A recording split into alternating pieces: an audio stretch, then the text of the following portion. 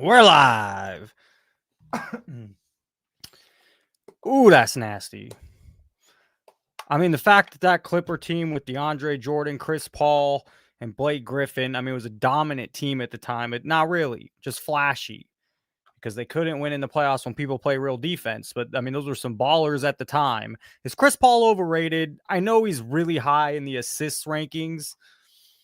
I find him to be a little overrated. Now, Chris Paul was supposed to be traded to the Lakers. Back in college, I had a once a week, a radio show on the college.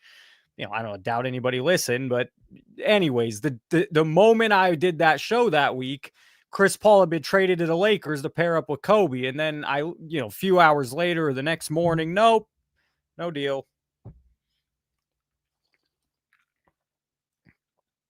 Oh, Jeff Wilson. Oh, the Diesel, Superman, Shaq Daddy. What do we got? We see a lot of stuff up at the top. Let me make sure everything's running all right. CP3 is not overrated. He needs a ring. I mean, he had all the chance. What were they up 2-1 versus Milwaukee with some young studs? They lost that series. 50 piece. Was it 2-1 or 3-1? Probably 2-1. Clean the glasses. It's the weekend. We made it. If you're a Monday through Friday, congrats. We'll get into it. What do I want to get? How hot do I want to start? I agree. CP3P. He's a great player, good assists. Not that I question his leadership. I don't know if I question his leadership. There's something missing. There's something missing from Chris Paul that is he any? I mean, fine. I'm going to compare him to a legend, but that's what people do. I'd probably take Jason Kidd. You might fight me. I'd take Steve Nash. Steve Nash won 2 MVPs. Now I think Kobe should have been MVP one of those years. That's a disgrace that Kobe has 1 and Nash has 2. Let's get into it. Let's just jump right into it. What do we got? We have this. We got this. We got a little of that. I mean, my video this morning, which would have come out 10, 11 hours ago, if I'm doing my math right, 10 hours, was titled Jeff's Out of Touch. And what do we see? We see Jeff. We see Out of Touch. And for some reason, this dude's been putting Labubu's in his for other grading companies. Whoa. Not for some reason. I mean, Labubu's are hot, so he's hoping, Didn't I see him in some other ones? There's one. I mean, maybe just 2. But, I mean, are we even talking about Labubu? There's 3 Labubu. He's trying 4 Labubu. And that's when he started. The Labubus. I'm pretty sure this video has nothing to do with it. It has to do with PSA Upcharges. You're out of touch. Scale up. I'm out of time. But no matter my Alf, it's Jeff Wilson again, back in the news. Sets the sports card hobby internet on fire. Let's see who's got balls. With some takes around PSA. Okay, I'm going to start hot. What are we? 3-4 minutes in? Oh, I see Gio in the chat. I'm going to come at Gio too. People are getting free lessons here on Professor Sports Cards. These other guys making YouTube content, I mean it. You're getting free lessons. Free. This has been my advice to Dustin every time I talk to him. Connect with the audience again. Have some clips. You don't have to even make them long. But it connects with us. Now, Dustin misses the connection a lot. And someone said at the 7-minute mark, he just has a terrible take. I mean, him and Jeff are kind of friends. It's hard to be critical of your buddy. And we got plenty more. We'll talk about the Bossa Card Hunter. We'll talk about Gio in his most recent video, which I thought I gave him some love in the video today. But, saying we got to make it YouTube. He's listening. Hey, credit to Gio. He is listening. Free advice, free lessons, not advice, free lessons. And I try to do it on sports cards too, but then a lot of people just call me a hater. Oh, you're only looking at prices going down. Oh, you're always talking about things crashing. I mean, just be careful. Prices are high. It's not a poor man's game. It's not even a working man's game.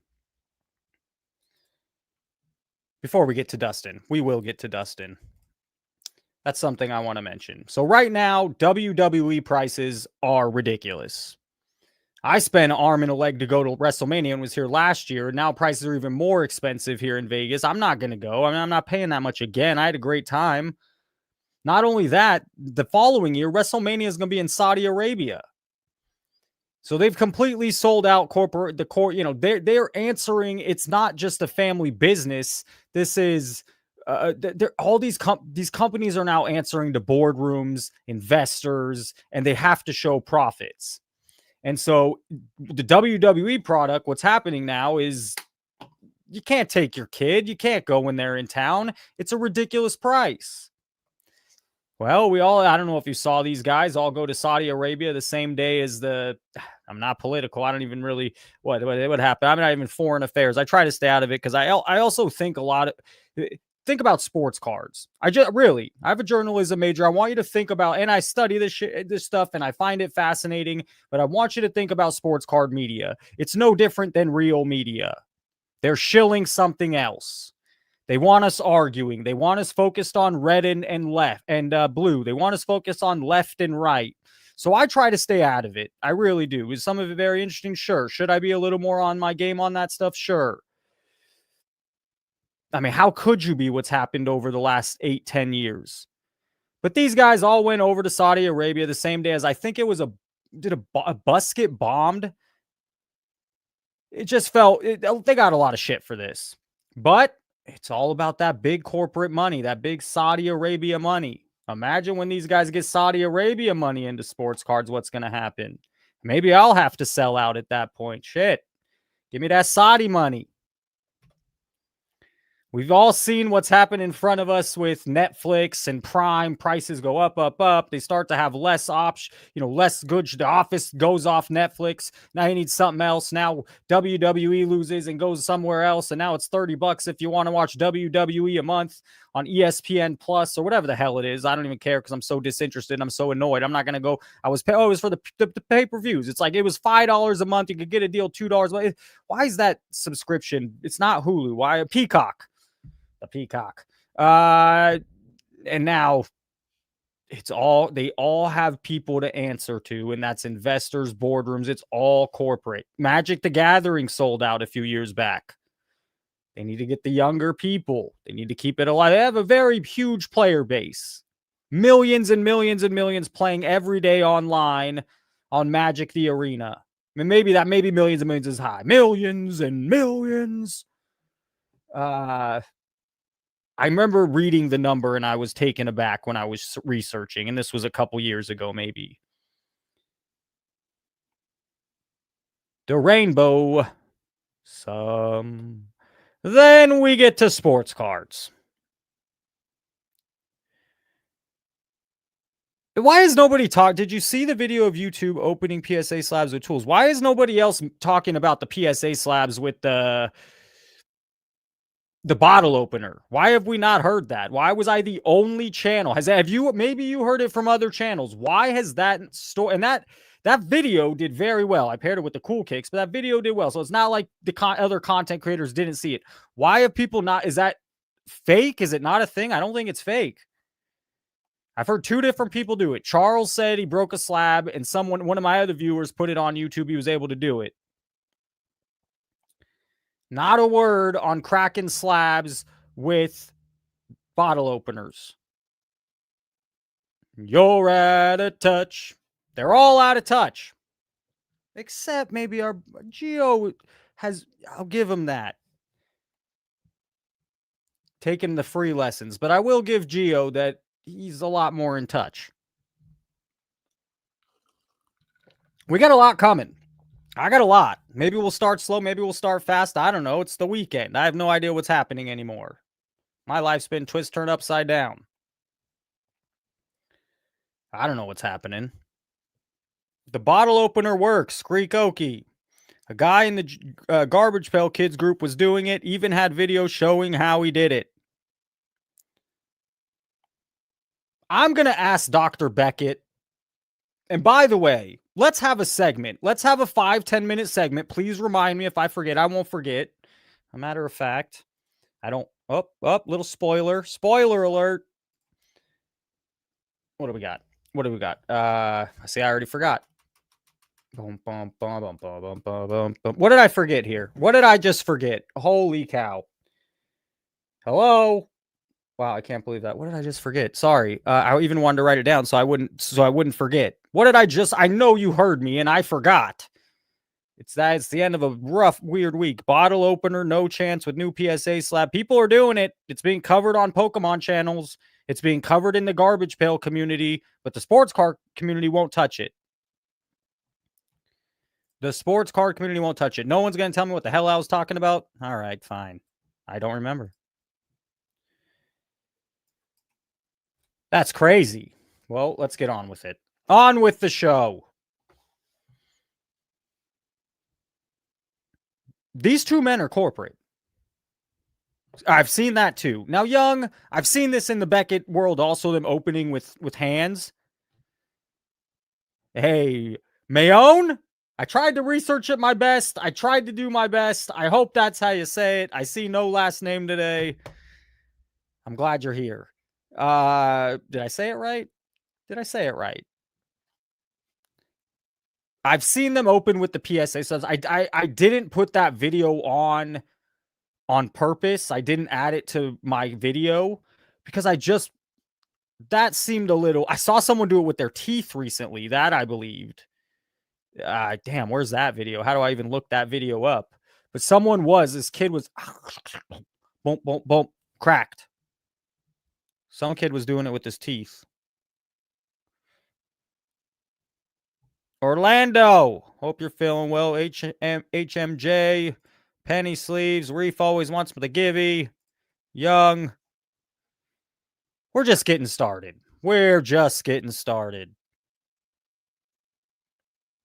Told you I just deleted. No need to try anymore. Yeah, I tried.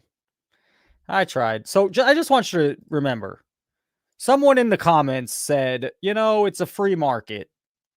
It's a free market, sports cards. It's a free market.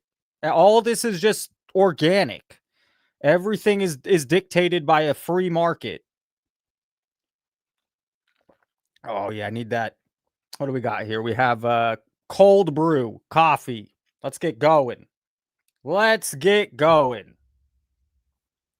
is anything but a free market. That's the dude who runs sports cards.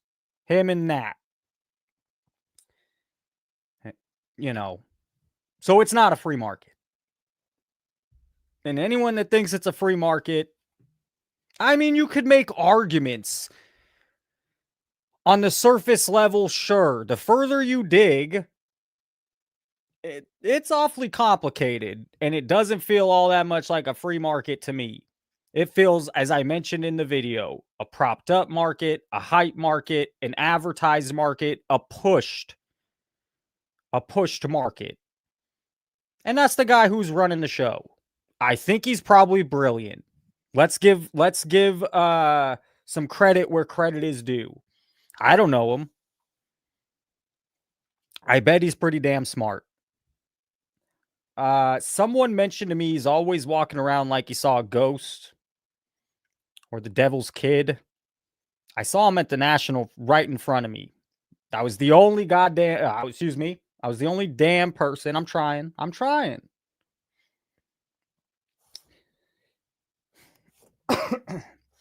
The only person I was the only one that knew where the story was, in my opinion. I'm the only one I was falling at a distance. I don't want to feel like a creep or weirdo. But I wanted that on camera. I did put it in the national videos. And, he did look like he saw a ghost. And in these pictures, I mean, he's at his party here.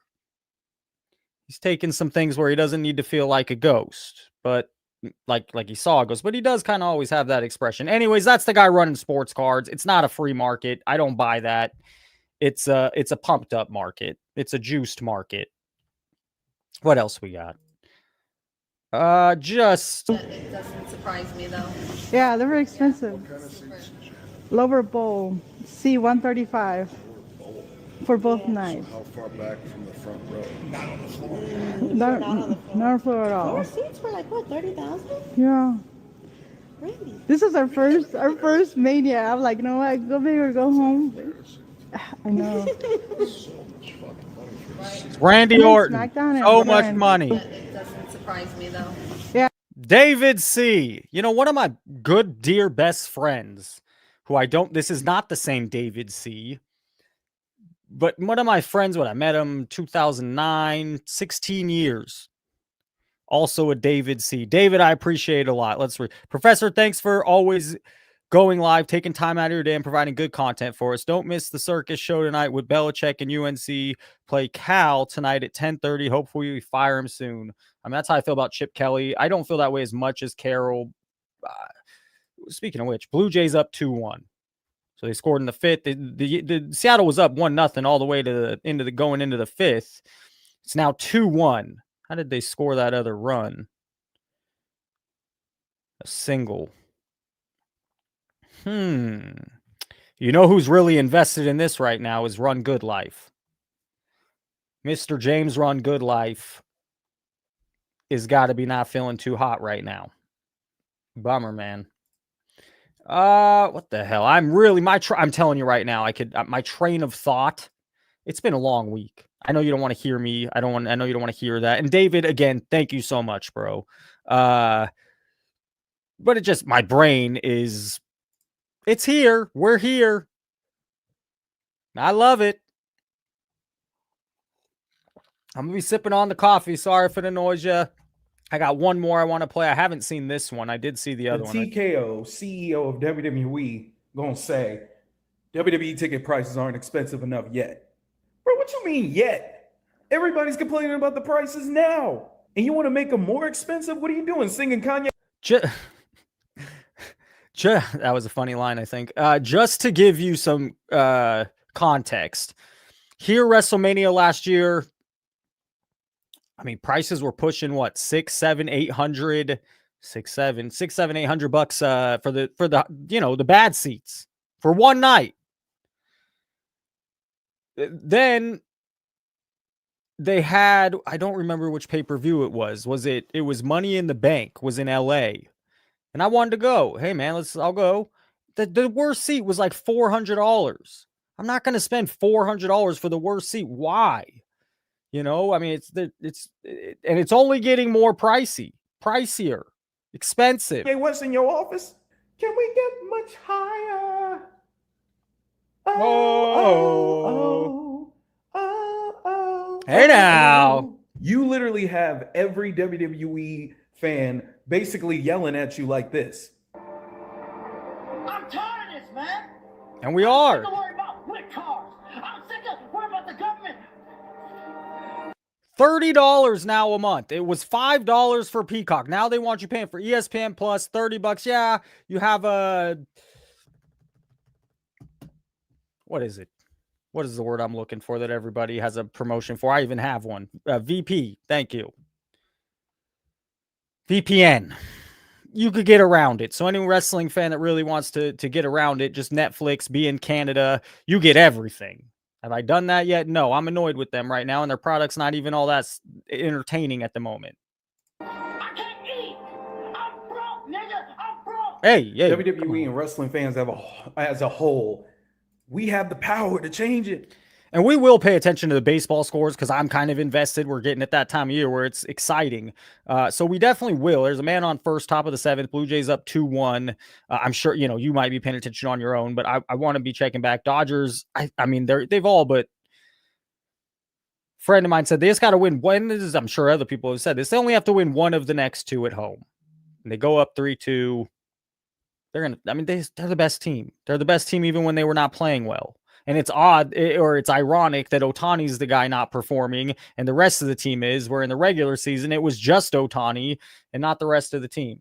You know what will help? Literally, stop going to these shows live. I said it.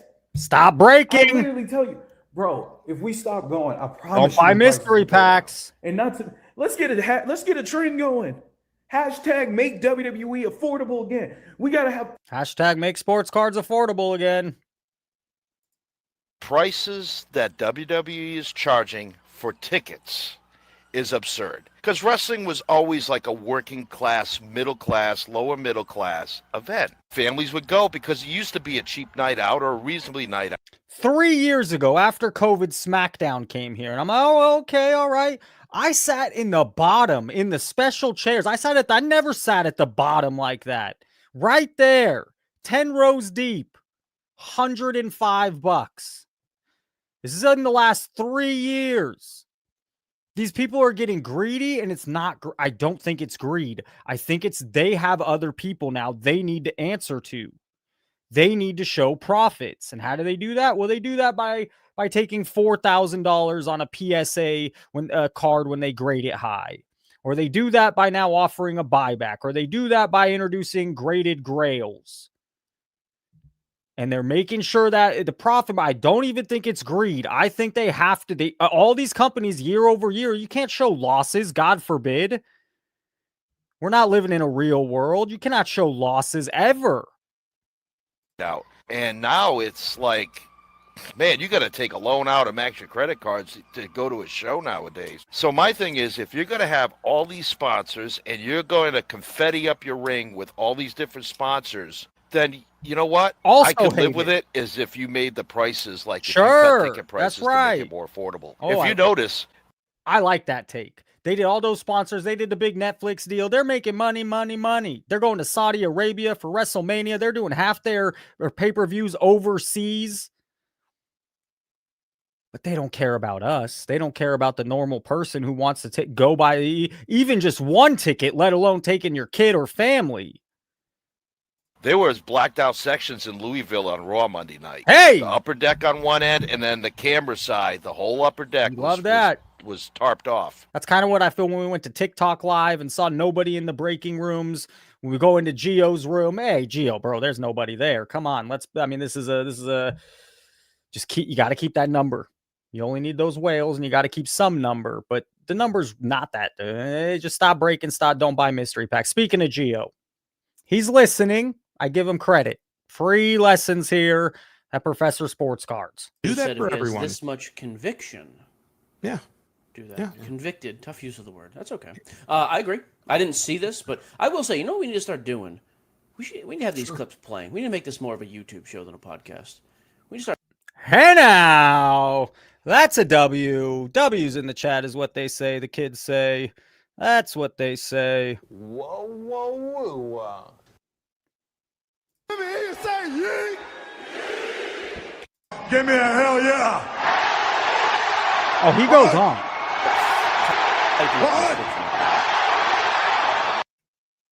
Or the share screen so I can share Card Ladder. I should be doing that. I'll send it over to you because it is kind of it's sad to me Not because now. at the end If Gio hired me to run sports card nonsense YouTube, how'd you think it'd do? I'm not. Who am I? I'm nothing.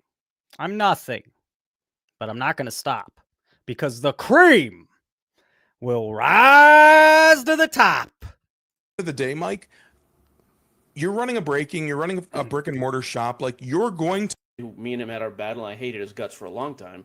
I have no will. I actually don't hate him anymore. But I'll tell you this: he does this, and so does Nate Burns with new Pokemon stuff. Hey, we're doing 50 boxes or whatever it is. First guys who come in get it for sticker price. Yeah, to your point, Joe. Like if you're gonna raise a fuss about it, But then what happens? Let me ask you. I would love to ask Gio this if he was here. Does that just create a scalper's market? Does that just create a frenzy where the average person doesn't really get it at that price? Do they only allow one box for somebody? Can they come in and buy 10 at that price? Do they have to rip them there? But the first 50 said get it at sticker price. But I would just be curious if that creates, just like it did with, and fine, what could they do? I mean, if that's what it's going to be, but that's kind of what happens when you see that. do that. I've been in that store, by the way, Cards HQ, and I see it online. They're not selling stuff for a discount. I don't blame you, by the way. Sell it for top dollar. I sell everything I have for as much as I can, but don't be the white knight. And I'm with you. No, and the thing that was crazy is, so whatever the co-host on there was like, well, then you got to kind of do what they do at the tops at the National, where they slash the box so it can't be resold. So you'll sell like 50 boxes, but you're going to slash the box. Gio goes on. I'm waiting for, I don't want to fast forward past it. Oh, here it is. Sure. Don't do all that extra stuff. Just sell it for $109. And then whatever that person wants about the stuff, though. Like, Jeff, just don't say anything. Oh, we'll get into Jeff. We'll get into Jeff. I mean, how can we not? No one calling for you to be like, and by the way, I don't think that many people are complaining about flagship pricing. I know it's a little bit higher than it was. I've not seen this huge outcry that it's unbelievably overpriced. It's like there's no reason to do it. You got this huge media team behind. They got like 50 employees over there. I've been to that back room. It's massive. Nobody in there had a thought in their brain to be like, hey, this isn't really an issue. And if you say it, it also, Gio makes a good point, and I'll say what it sparked in my head. It means they're all yes men. Yes, sir. Prices don't reflect it. It's going to come back. It's amazing to me how tone deaf the guy is, which I like. It gives us content. So see, this would have been the clip. We play it, we pause it, we rip them. Then I make fun of this co-host who I can't see right now. Well, he's learned. Yes. Duh. Hello. Now he's new to the YouTube game. New. But yes. Next week, I'm telling you right now. Here's your number. Next week, going forward, if you have a clip, myself included. This is he didn't even care what his co-host said right there. No, he did. He, 2 or 3. This guy gets annoyed over here that like, hey, can I just say what I want to say finally? Like this co-host, and Gio's just, no, we got to make this more YouTube. Yeah. Or something to share. We bring the video. Rebecca, is this possible? Like if we had this ready to go and Joe shared his screen, could we just do this so it's not a big lift on your side? Yeah. Let's give a little shout out to Rebecca. I got an email going on his show next Monday, not this coming Monday, the following Monday, the 27th. I don't know when it's released. I'll be on there talking some shit. Done. Sure. And I will start sharing my screen when we do the card ladder crap. We'll do like the 3 of us on the side. Make it more of a YouTube show. How do we feel about this? I think we should discuss it. Now, this guy doesn't, neither of these guys care. They don't give a shit. Listen, watch. Definitely. I love it. Now. Well, what else do you want to discuss? Is it a yes or no? Well, I want to keep telling you, yes, I want that. See? But his buddy, his co-host, fucking let me get it out. And Gio's right. He's one content. He's Gio's a thinker. When he goes on to talk about Topps Chrome, and this is the bald guy, the little guy. Yes. Teapot. That's right. T-Pain. Yes. So then, no, Raptor. Supposed to be a really knowledgeable, great guy, but easy target. That's for sure. PSA Upcharges. We're going to talk about that today. I believe. Saying it again. Possibly Professor Sports Card inspired. Out of touch. That's the name of my video. The Labubu thing is stupid. The Labubu thing is, you know, you could say all the thumbnails are clickbait, everyone, but the Labubu thing's just a big reach. Just like this guest was that he had on the other day, Jeremy Potter. Scale up. The difference between card shops now and the hobby now. How would I mess up here, Pete? Come on, stop it. Last couple of days talking about PSA Upcharges. Oh, he might be learning too. No immediate ad. No immediate ad. Hey, free lessons. It might make you feel a little bad. It might make you think. It might make you stew. But I'm just, when I talk, even about the card stuff, so it pisses me off a little because I get called a hater or stupid or da-da-da. You know what? It's hard to hear the truth. You can go through that as well as the hottest cards on eBay. Oh, shit, here comes the ad. The end of the video. So make sure to stick around to the end. Don't forget to get your discount. PSA, $25 off your first submission over there with the SCD25 code. You know, some students just hard-headed. Some students are just hard-headed. You can lead a horse to water, but you can't make them drink. You're out of touch. I'm out of as the shipping and billing screen. Card Capsule, you want supplies, quality supplies at affordable prices. Jingle bells, jingle all the way. What the hell, man? I said it, the truth hurts. You know, it makes your viewer feel, it made me feel as your viewer, that you care more about your these companies you're pushing than your viewer. They're not terrible companies. Oh, well, PSA we have some issues with right now, but it's PSA, is a credible company. Some box. All right. We're 30 seconds deep. It's not how the game is played. Card Capsule, $25 off your first $100 spend with the SCD25 code. If you're looking for all the hobby discounts, they're all there in my video description as well as the pinned comments, so make sure to take advantage. All right, so what did Jeff Wilson say here? Hey, free sponsor for him right there on the live. You're welcome, Dustin. Even I'm gonna tell you how I feel, tell it how it is. Why sugarcoat it? But I'm playing your stuff. I just ran your sponsor before I've ever even taken one. Really funny is there are tons of these posts all the time. It's people basically showing that they got an email from PSA Grading saying, I'm writing on behalf of PSA regarding submission, blah, blah, blah. It contains... Holy shit. Who did a better job reading that or doing that? Hey, cheers to that. Hey, oh, you have an ego. Oh, you know, stop saying you're better than people. Who did a better job in their video? Because I stayed up all night last night. I didn't put 10 minutes into it. Who did a better job delivering this? Because this is trash. One or more items that do not qualify for the submitted fee due to their graded value, and it's why the hell put it over your face? If you're going to use that, you have side to the left, you have a side to the right. Let's talk about it. What the hell are you doing? You have a side, a clear. You're not putting any. That's all I think about.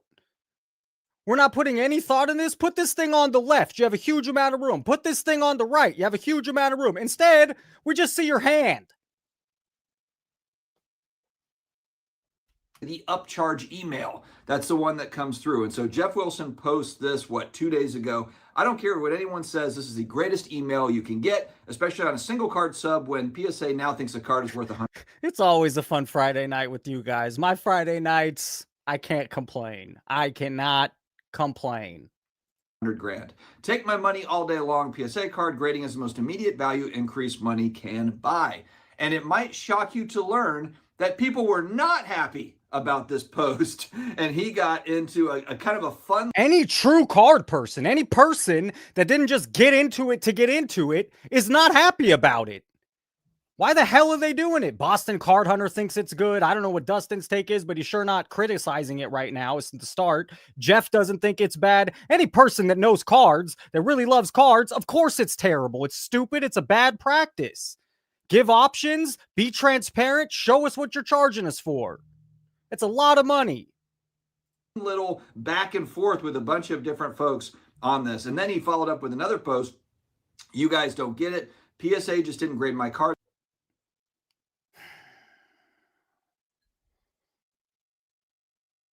It's what I do. I met Dustin at the National, went on his show. We've talked. I don't have any ill will. None. Zero. He's a family man. But when Jeff says you guys don't get it, that's kind of how some people feel about Dustin. And I know it's like, you just hear trolls, or you have to, I get hate too, and you have to, but sometimes there is a time to listen. Make this smaller, put it in the corner. What news show have you ever watched where this is how they do it?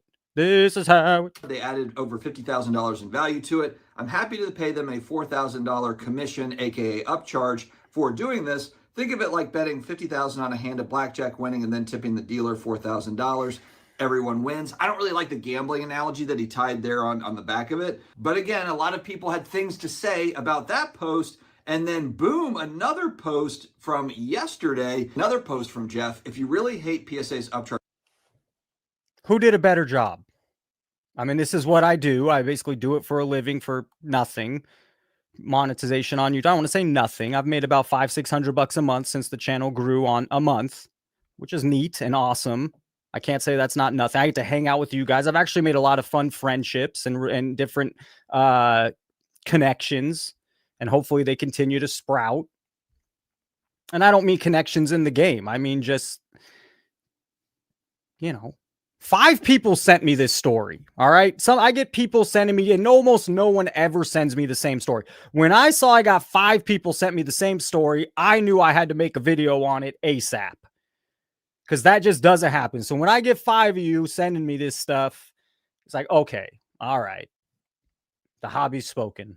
Charges that much, then why don't you grade with another company? The comments yesterday were 99% hate on PSA's upcharges and me. So why then do PSA's grading numbers keep rising while BGS, SGC, and CGC languish far, far behind? Money talks, and right now, despite the noise in the comments, the money is all going to PSA.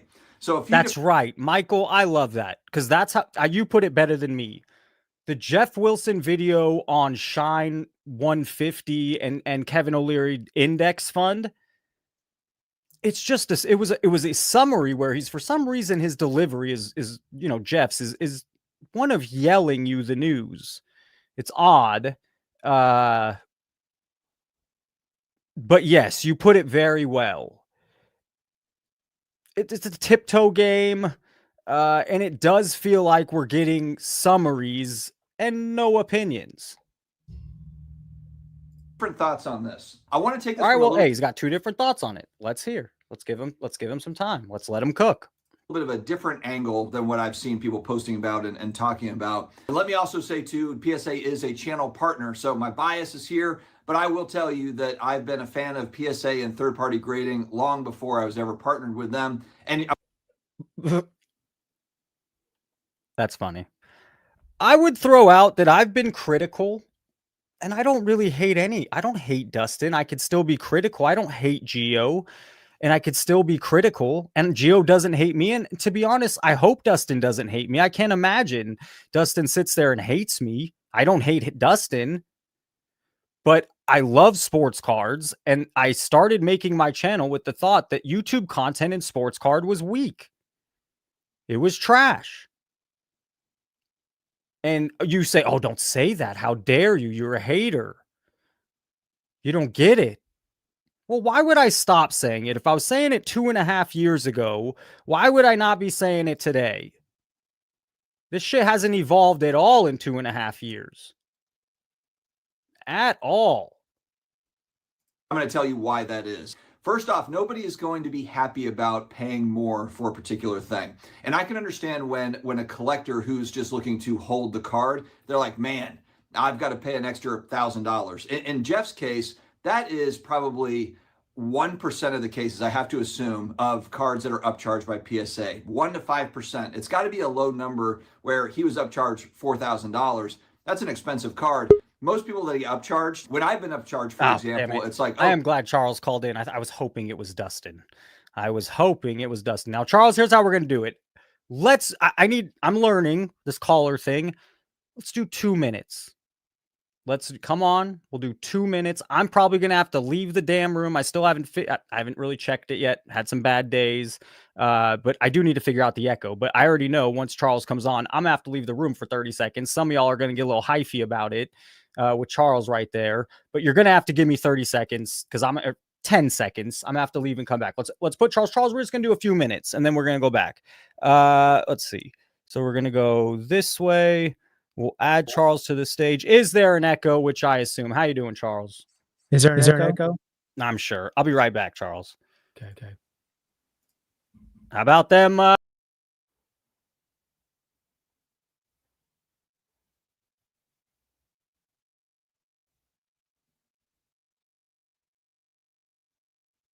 I got to figure that out. Charles, what's the gripe? What's the beef? What's the take? Well, it took long enough for Jeff Wilson to finally show his true colors, for one. Oh, get closer to that mic. Can you hear me?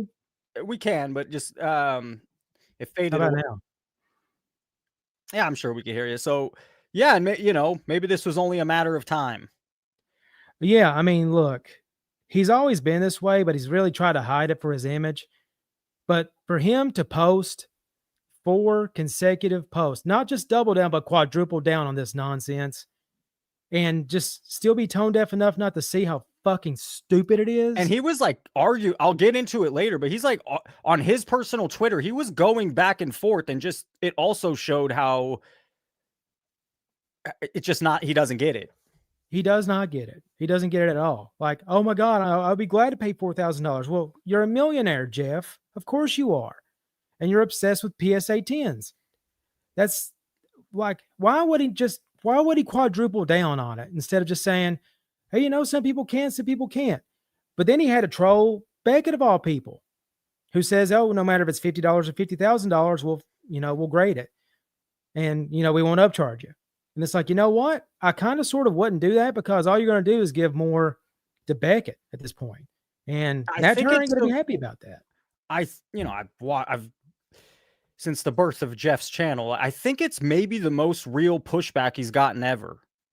Like on any of his takes, or I know he's had sports card radio. I know he's had some, but I think on an actual take, it's one of the hardest I've seen the community go back at him. Yeah. He's also, I knew what he was going to do too, and he was going to dial it back, because he kept snapping back at people in the comments on Instagram too.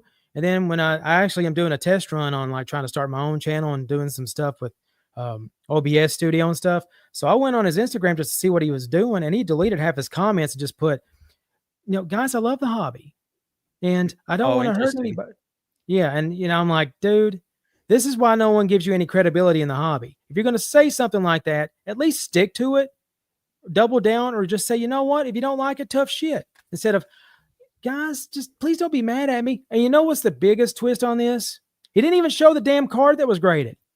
Oh, he will. That's coming. I bet that's coming. Why not say what card it was? Maybe people will just talk about that instead of talking about it'll be a big reveal. It'll be a big reveal. So last take, it got you. So it did annoy you. You thought it was lame. Yes. Like, why would you say that? Why would you say that you're glad?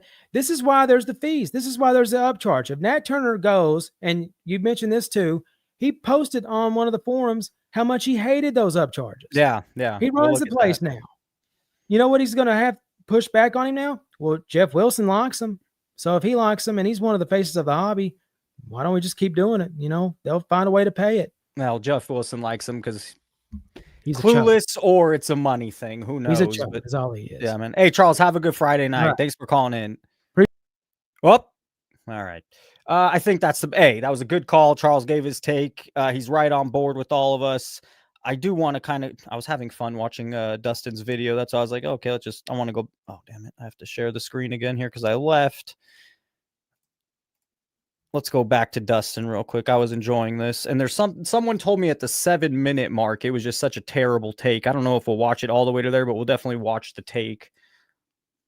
Okay, I submitted at $50 and now they're upcharging it. And let me also say too, PSA is a channel partner. So my bias is here. We do a little trolling. It's called We Do a Little Trolling. But I will tell you that I've been a fan of PSA and third-party grading long before I was ever partnered with them. And I'm going to tell you why that is. First off, nobody is going to be happy about paying more for a particular thing. And I can understand when a collector who's just looking to hold the card, they're like, man, I've got to pay an extra $1,000. In Jeff's case, that is probably 1% of the cases, I have to assume. All right, we're back on that. I lost my train of thought. Plus, I want to hear that sponsor again. But Tim, it's not really known. I mean, he was busted. I believe, as far as the records go, I believe it's drug trafficking. Your thought can run with that. Of cards that are upcharged by PSA, 1 to 5%. It's got to be a low number where he was upcharged $4,000.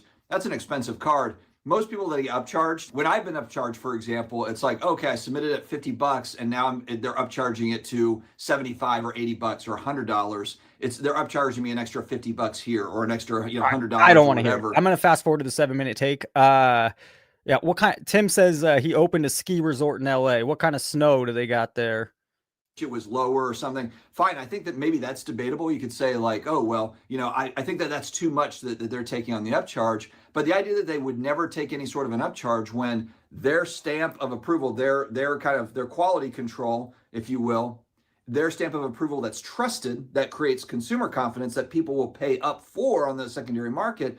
The idea that they wouldn't take any sort of a piece of that if it's, you know, very expensive in Jeff's case, you know, $50,000 card or $100,000 card, and they took an extra $4,000. It is a lot of money, but it's all relative to, you know, if Jeff, I don't know what the circumstances are. If Jeff bought the card for, you know, $30,000 ungraded, and then it grades out, and now it's worth $100,000, it's a $70,000 difference.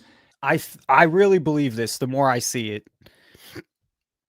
The divide on this are the noobs, which I'd probably consider Dustin. Sorry, bro, but this take is bad. The divide is people that have been in card shops and worked at card shops as a younger person, or just love cards their whole life. And that, you know, cards is, and I'm sure Dustin loves cards. I mean, he wouldn't be doing this every day, wouldn't be going to the national, but I do see a big divide on, and maybe not. I mean, there's in the comments, Jeff got roasted. I mean, even in his things, and he had to pop back. 99% of the comments yesterday were haters, and the only people on his comment, you know, the people following him, I don't know, it's not normally not hate. Well, maybe some, but not the majority. They're the sheep. They can take some. They should be very transparent with what they're taking and why. It shouldn't be a random upcharge like that.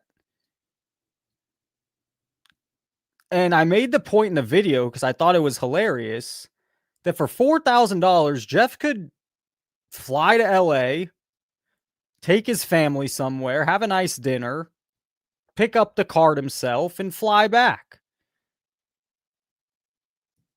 But because it has the stamp of approval, because it's a PSA, it's a stamp, it holds value, it's credible. Someone use, if you have an inspector come look at your house, and because it's good, you know, and it's going to sell for a little more, now they're going to charge you more to after the fact. Doesn't work like this almost ever. And the other grading companies, which would be the comps, they don't do this. Bad take, soft take. And then he pays out $4,000 to get the $70,000 difference. If he's selling the card, I mean, that's pretty good. You're making out pretty good. That's pretty good. Dustin, bro. Sorry. Shitty take, man. Just a shitty take. Just a money take. Money. I also want to talk about the overall ecosystem impact that PSA has had on the market. There are many businesses that are mostly reliant on PSA. What does that have to do? They did the same service, the same labor. There's nothing extra they did. They just happen to say this one's in pristine condition. So because you sent me a pristine condition card, you're going to have to pay whatever the price is, whatever the fuck we say, excuse me, because we're the king. And for some reason, Dustin and some of these fools are aligning themselves with the king. And maybe I'm the idiot. Maybe I'm the one that shouldn't be speaking the truth and talking this way because it's costing me sponsorships and money. So maybe I'm the fool. These guys are so wrapped into it and blinded. They're just all blinded. Boston Card Hunter, this dude, Jeff, they're blinded. To have a business. If we're looking at buyers, sellers, card dealers, you know, card dealers looking at buying raw cards, grading them out and selling them. And whether that's a small time flipper that's looking to level up, third-party grading, PSA being the largest one, offers the ability, and even if it is a handful of your cards that get a PSA 10, or maybe it's a more rare card and it gets a 9 or it gets an 8, you know, a lot of times if it's a more rare card, you don't necessarily need the PSA 10, you just need it in a PSA holder, and then there's confidence there. Okay, it's authenticated, it's authentic card, and it got an 8. Fine, that's great. You don't necessarily have to have a 10. For some of the more common stuff, the 10 matters. And then obviously if you have vintage cards, the higher that you get on kind of that quality scale. Hey, is Rhonda here tonight? I have not heard from her. I normally hear from Rhonda. I haven't seen her in the chat. I haven't been super active in the chat. Annoy, Frank, Young Wilson, Michael, Andrew, a lot of Bargain Boxer. The biggest a lot of new names tonight as well. Big Max. PSA wouldn't waive the upcharge if you pick it up. I understand. They're not waiving, but part of it they say is for the insurance. And then sure, fine, they add a questionable guarantee. I mean, I'm glad you say that. Either way, it's some bullshit. I mean, and what did Neo do? Neo did the same. I mean, he released at the same time. So all of us, hey, Neo's on top of it. Dustin's on top of it. I'm on top of it. I did it better than Dustin. Did I do it better than Neo? You two people. I mean, hey, maybe you think Dustin did better. In my analysis of it, and I'm not being biased, it wasn't close. About the perfect storm from the content gods. Let's talk some shit on Neo. He has a way, and I can't listen to Neo anymore. Like, really, it's nails on a chalkboard. He has a way of talking like he's just the smartest motherfucker ever. Hanging on every word. Hate me tonight. Whatever. This is the mood I'm in. It was a bad week. Let's start. Come back at me. Why not? It's good for content. Lessons here at Professor Sports Cards. Lessons. But he just talks as if he's so clear. And he's getting views. He has people that can listen. I can't listen. He's smarter than me. Jeff Wilson plus PSA. Now that I pointed it out, if you've never heard it, that's all you're going to hear. If you've never realized it, that's all you're going to hear now. Plus upcharges. I mean, it just writes itself. Of course we had to do a video. Exactly. The shit just writes itself. About this. My goodness. Talk about low-hanging fruit. Talk about I'm having fun tonight. I need a fun night. And the ability to clickbait the hell out of something. You have all the elements right there for you. Plus, on this particular topic, we have the receipts. We have the receipts. And then he hangs. Pause. We have the answers. If you don't know what's going on, Jeff Wilson posted. Where's your real voice? Where's the real Neo? That ain't the Neo I've ever talked to. On Twitter, which you never know. Everything could go sideways when he posts anything. And some of you like Neo, that's fine. I think me and Neo probably have a ton in common.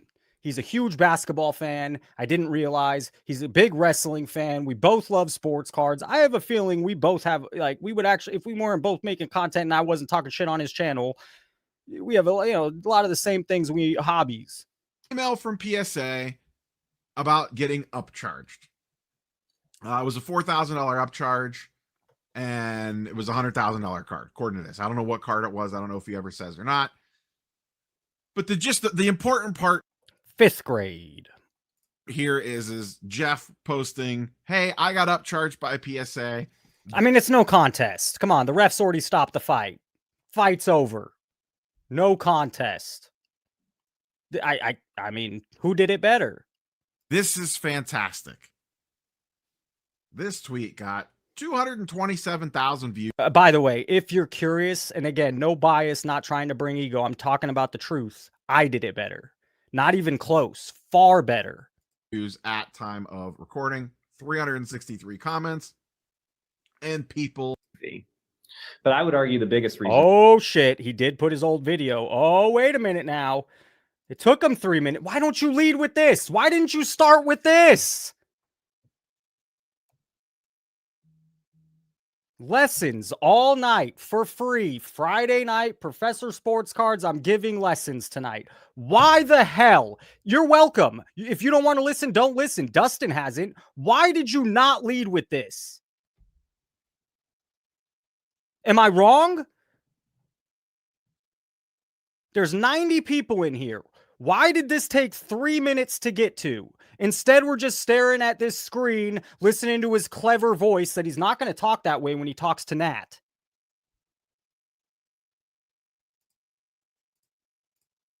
Basically break down the reason. That's the real Neo.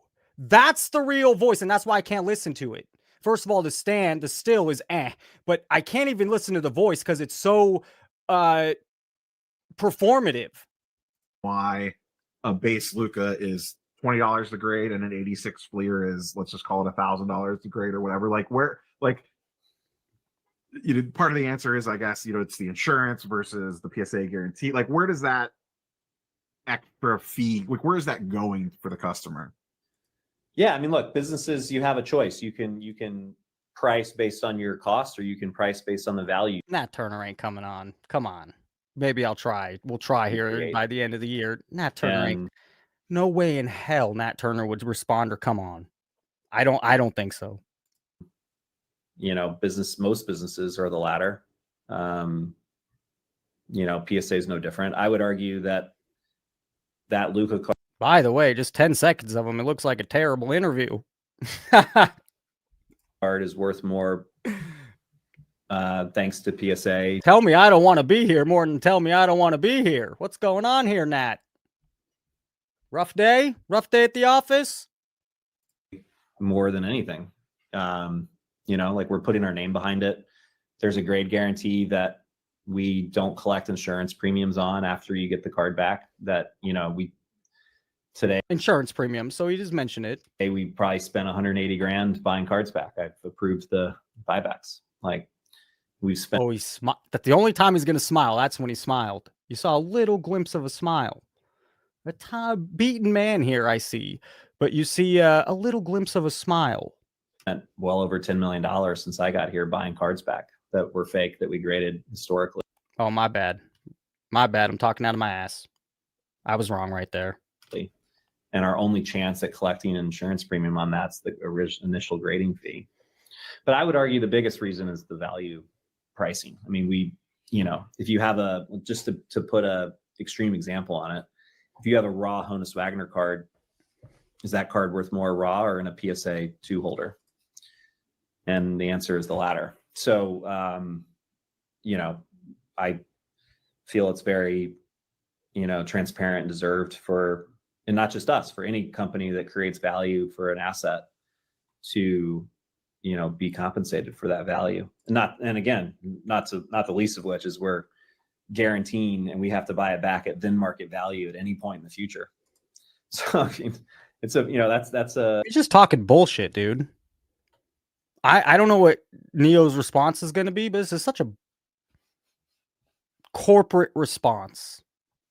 That's what this is. A corporate response. How a callback from the beginning of the live.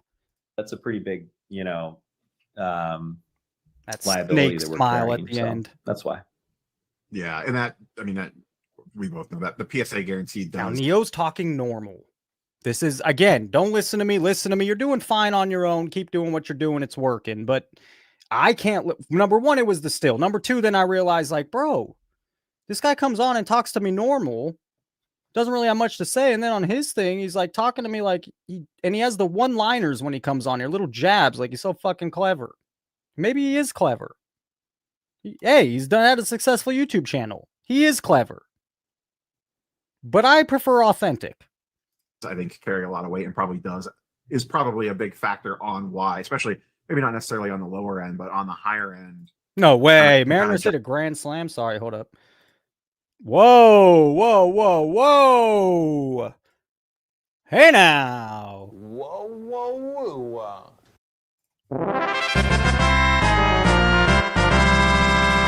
Oh, I've been waiting to play that one. If that does something for you, yeah, bro. I got to hear that again. That was something. Well, they got 6 more outs. They do need 6 more outs. They'll go up 3-2. It's game 5 in Seattle. Grand Salami. Right from Seattle. That's what he called it. Griffey's Grand Slams. Grand Salami. To get out the mustard and rye bread, because it's Grand Salami time. That was the call. Justify those prices if like, okay, that the PSA guarantee does. What up? He is pushing back a little. Good on Neo. Let's give Neo some credit. Very serious face. That's why I get serious too. You're listening. That shows he's listening. He is listening. I've been a hater. He's listening. And he also might come back at him. Let's see. At any point in the future. So, I mean, it's a, that's the little, yeah, exactly. That fucking little laugh. That's a pretty big, pretty big tell. liability that we're carrying. So that's why.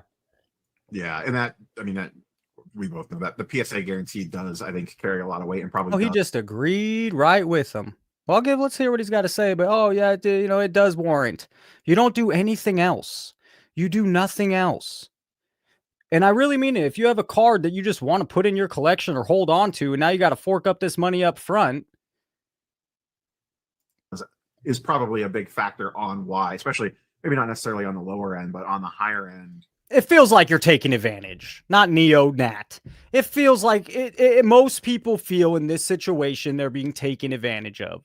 You're a big company. You're supposedly a very successful company. And so the move feels like, and because there's not actual transparent numbers there like there should be, or options to pick from, the most people, their gut reaction is you're taking advantage.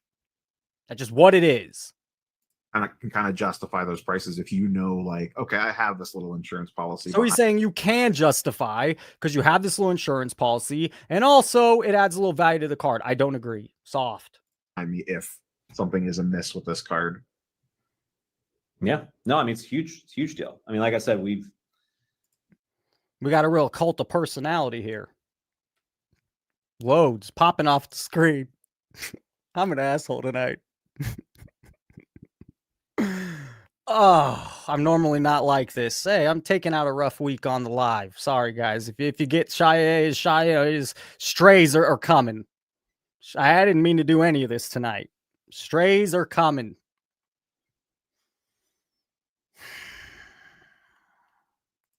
I'm shaking my head because I can, it just kills me every time I see one of these cards, and even more so that they were graded since I've been here, because we've put so much effort into building content. I try to look at the camera. I don't know if do I look up this way? Good tell. When am I lying? When did I lie?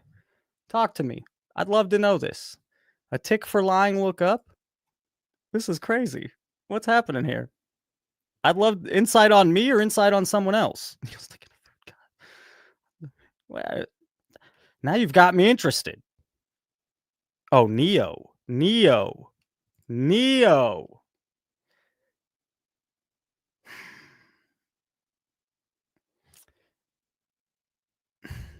Content and process and specialization to catch these things, and it happens, slips through. It's a lot less. This is bullshit. But this these is 90s bullshit. basketball cards, man. Like, I know this stuff well. Like, you grade a. Yeah, I'm sure you were part of pumping up those. Damn thing is 99% real. In fact, the card is real. It just has a fake serial number. Like, it's so tricky. And then it's like $250,000. So, and like I look back and okay, even this interview, I was like, okay, he's got Nat Turner right. It's gonna be interesting. He's gonna have something to say. Like, this will be good. Start with this. This is dry, boring, and who did the video better? Who covered it better today? All three of us covered it. All three of us covered the same story. Who did it better? I'm not I didn't know what their stuff was. I had no clue. But now I've watched. It's like, wow. Wow. Oh, here we go with more mojo. Will he cry? Is he listening to the professor? Because that thumbnail looks like he's about to.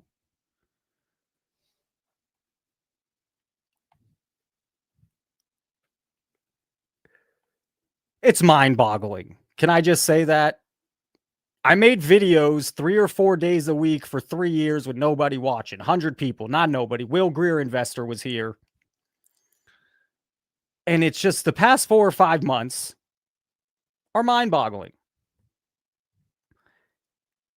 Ryan from Sports Card Radio coming at me. I'm a fan. Let's be honest. I hate that I lost credibility when the Ken Golden, but I who's not, that was the best time in sports card YouTube history. It was I'm going to say it again. And this is what I aspire for.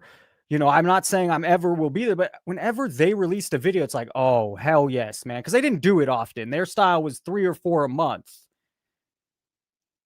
And yep. Yes. All right. And I've never felt that way about another sports card content page ever. Ever. And you have Nat Turner here. What a mess. back in the day when we weren't as good at pricing. Like, we bought a No, card back. no more. No more. I mean, he's doing great with this. As many views as me, same, more maybe the same likes. He's doing great. So who am I to say? I felt like my coverage is stronger. What does he say after the Nat Turner? Right from the tippy. Notice the voice change. Notice the whole shtick change. I don't like it. Time. Nat Turner, CEO. Reason right there. Like, we should have, like that. That's not. So there it is. You might not like it, but that is the answer right from the tippy top. Nat Turner, CEO of Collectors Universe, answering directly for money to grade with PSA to unlock. Wow. He's trying to show, hey, it sells for more. If I'm misunderstanding, I kind of fast forward, but I'm feeling like he's trying to show, like, yeah, it adds value. Of course they should charge more. Basically half of what a PSA 10 sells for. Unreal. That right. And just that, how the talking is nails on the chalkboard. It's so inauthentic, and it just comes off as, you think you're better than me? You think you're better than me? There, folks, is why PSA can charge based off the value, because they create more value, and people. I'm gonna get shit for tonight. I didn't make any friends tonight.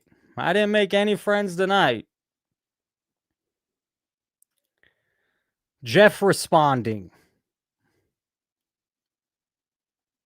It's all about money to you, isn't it? Almost like the child version of yourself would be disgusted.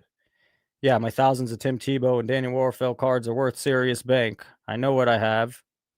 And we know what you got too.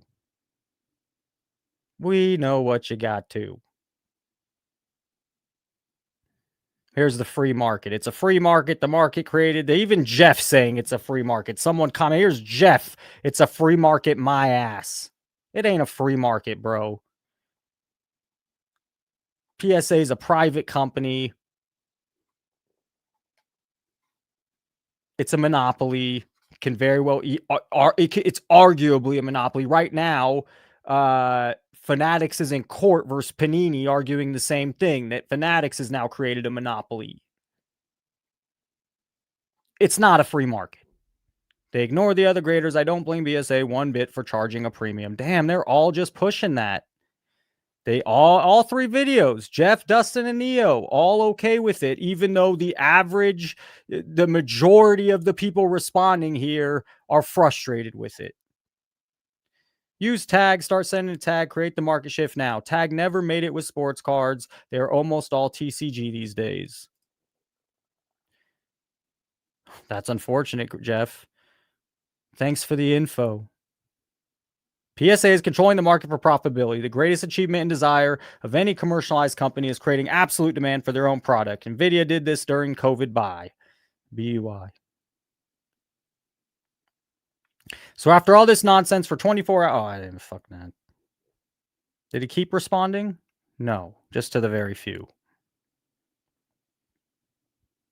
Oh, Diz is a smart person. Let me try to clear this up because you keep putting out these types of posts. PSA has a minor monopoly on the grading market. It's not just grading because they also own an auction house. Correct me if I'm wrong. They bought Golden Auctions. It's more than just monopoly on the grading. They own our good friend Card Ladder, and I'm a fan of Card Ladder, and Card Ladder runs independently, but they own them. PSA has a minor monopoly. I would argue I would take away the minor. It makes their grading worth more because of this. They can take a piece out of the value of your card. They're not a higher quality service. They're not a higher... I don't know what the hell this... This guy lost me a little bit. Oh, Sports Card Dad. Hey. If any of you all happen to take a break from... Oh, no way. He's just leaning into it.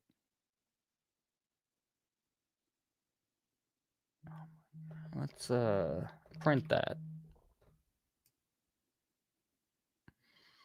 If any of you happen to take a break from the online battle, don't forget to tell a friend to use Sports Card Dad 25 to save 25 on your first PSA order.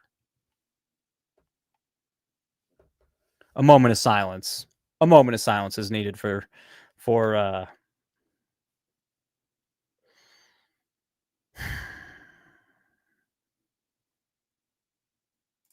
Timber! This is the Nat. We can't even read that at all. That's the Nat Turner post we saw earlier. Let's get to that. Let's jump over there. Where's that? There's Jeff. Let's roast another content creator. Shine's stupid collection, pumping secure. Here's it is. You know, they're in on this. They're making money all sorts. They want an index. They want to loan people money. So they're doing this. Hey, look at all these high sales. Come on, come on, guy that knows nothing. Money to waste, money to no idea. Look at these great, look at amazing. And you know what? We'll provide you the money. You could pay us a small fee, a finder's fee, a small interest rate. Come on, come on. It's fucking bullshit. Here we go. What's his name? Nick? I think his name's Nick. Hello, Nick. It is Nick. Says he likes my content. So, you know. But the truth is the truth. He's here the day of trying to get on top of the same thing Jeff did. I'm going to chime in on this because I've gotten the same email that Jeff's gotten before. At the time I got it, I was happy because I knew the card had passed. But I was a bit nervous about the $100,000 threshold and if that was really the value I could get for the card. I didn't mind the $4,000 because you're a rich girl and you're gone too far and your money don't matter anyway. You could get on with your old man money. You could get on with your old man. It would have cost that much to ship it each way, and I was dealing with it directly at the National in like a 4-hour turnaround time. It was actually a pretty awesome service, and I was happy to pay $4,000 for it. I'm gonna chime. Happy. He's happy, thrilled. Shut your damn mouth. In on this because I've gotten the same email. Should we hear it again? What's happening here? This is who I'm. You guys are making this too easy. Let's just be honest. You're making it too easy. You're making my YouTube channel and this job too easy. Give me a challenge. This is too easy. Because then, the very next day, now this was in someone posted this in Jeff Wilson's comments. I then put it on my video. And then this, I don't know when the hell he put it here. It says 2 hours ago, like by Sports Card Nonsense. He loves it. The very next day, or soon after, he's showing how he hated Upcharge, Nat Turner himself, back in 2012. But don't let that confuse you. And he even says it here. I respect Nat a ton, of course. Of course. You have to stay in these guys' good graces. You want to keep breaking cards at Fanatics Fest or the National with Michael Rubin. God forbid you say anything critical. And I'm glad a real collector is at the helm of PSA. He's doing wonders for his investors or whoever's got money in it. But this take is very interesting. Obviously, his perspective has changed considerably since owning the company. And just so we all know, these guys love it. They love being charged for the same service as someone else got. They did the same thing. They both cut your lawn. You know, the rich guy is willing to pay a ridiculous amount, as if they don't know what money's worth, to have that lawn mowed. Where everyone else is left pissed off that now they upped the charge on everything else because they're mowing their lawn for $4,000. Jeff's gotten before. At the time I got it, I was happy because I knew the card had passed. But I was a bit nervous about the $100,000 threshold and if that was really... I can't listen to it again. I can't listen to it again. Not only are you a hot dog, a grandstander, a showboat, and a prima donna, but you're a liar too. Mariners do it. Up 1-0 in the second. They go into the fifth, tie game 1-1. Go a sixth inning, top of the sixth, Toronto scores 2-1. And in the bottom of the eighth, get out your rye bread and mustard because it's grand salami time. Good times, good times. Secure. Go take out your loan today. What else we got? I mean, that's how long we've been going. I'm going to guess about 40 minutes. No, hour 15. Hour 15. Michael Ham is back. Unbelievable. Was thinking about you. Where the hell you been? Good to see you, Mike. We have a lot in. Hey, by the way, thanks to the vets here every time I go live. But there are a lot of new names in the chat today. So thanks for showing up. Oh, come on. How could we not? How could we not? What are the odds? No, you can't play. You can't play if you don't know. Hey, 11 box collector Charles. Thanks, bro. You call in, you support, and you just paid for my dinner. Thank you, man. We will watch Mojo. What are the odds? What are we putting the odds on that he cries? Some tears. Over, under. 3-minute mark, 1-minute mark, 5-1, 2-1, even money. Some days we do cards. That's all we did on, what was it, Tuesday? I go live 6 hours a week. People don't want to hear me talk or just look up cards for 6 hours. Today's been awesome, by the way. So I don't know what the fuck you're bitching about. I've had a blast. Maybe, hey, tune out if you don't want to be here. That's fine. Tonight, yeah, no, I mean, we could do, sure. Hey, he wants a card. Let's do it. As if we never do it. We spent all Tuesday looking at this. Go watch Tuesday's show. You're going to learn something. Go watch Tuesday's live. You'll learn something if you want cards. Who do you want to look at? We'll look at one player, and then we're going back to whatever the hell I was doing. We got to get rid of some of this stuff or I'm going to get lost. Let's get rid of some of this stuff because I already got... Oh, we wanted to watch Mojo. Let's put that up because I'm going to get lost here. See? You see what I mean? Did I already get rid of him? Nope. Oh! No. Okay. I thought it's just a hard day. Long day. No tears. We were going to do something else. We were going to look at a card. Tyreek Hill got hurt. We got Frank calling in. I'm going to have to leave because the echo. That gets annoying. I will fix that tonight after the show. I'm going to do my deep dive research on a Friday night to fix that. Let's look at this Prism Silver Tyreek Hill. $46. By the way, he wants to know something. Whoever the hell, I don't remember who messaged that. Here are some funds towards an upcharge for Vince McMahon. Charles, thank you again, by the way. What we noticed, well, we saw a lot of trends on the Tuesday night show. Lot of trends. Odd, interesting trends. Now, it wasn't on Tyreek Hill type. So I doubt we see that with this. And we don't. We don't. In a PSA 9, it's $46. There's 814.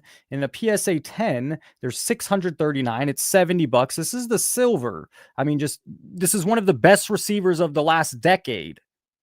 One of the most exciting at times.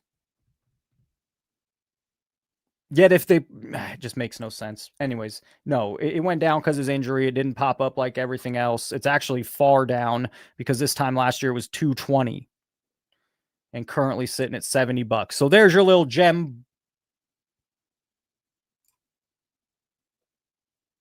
Back to Mojo. I was gone for a long time. I said no to my dream card shop a few weeks. By the way, ask Mojo the same thing. When's his stuff telling you about cards? All he's been talking about is crying about a store. Or they go to a show and, oh, I spent $100,000. What's that teaching you about cards? It's a flex. It's clout. They think it's good content. Weeks ago. But the truth is, this dream was never just about a store. To understand how much this meant to me, I need to take you all back to the beginning where it all started. Let me just show you. I got Mojo at Teammates in Sacramento, California. I got the Blake.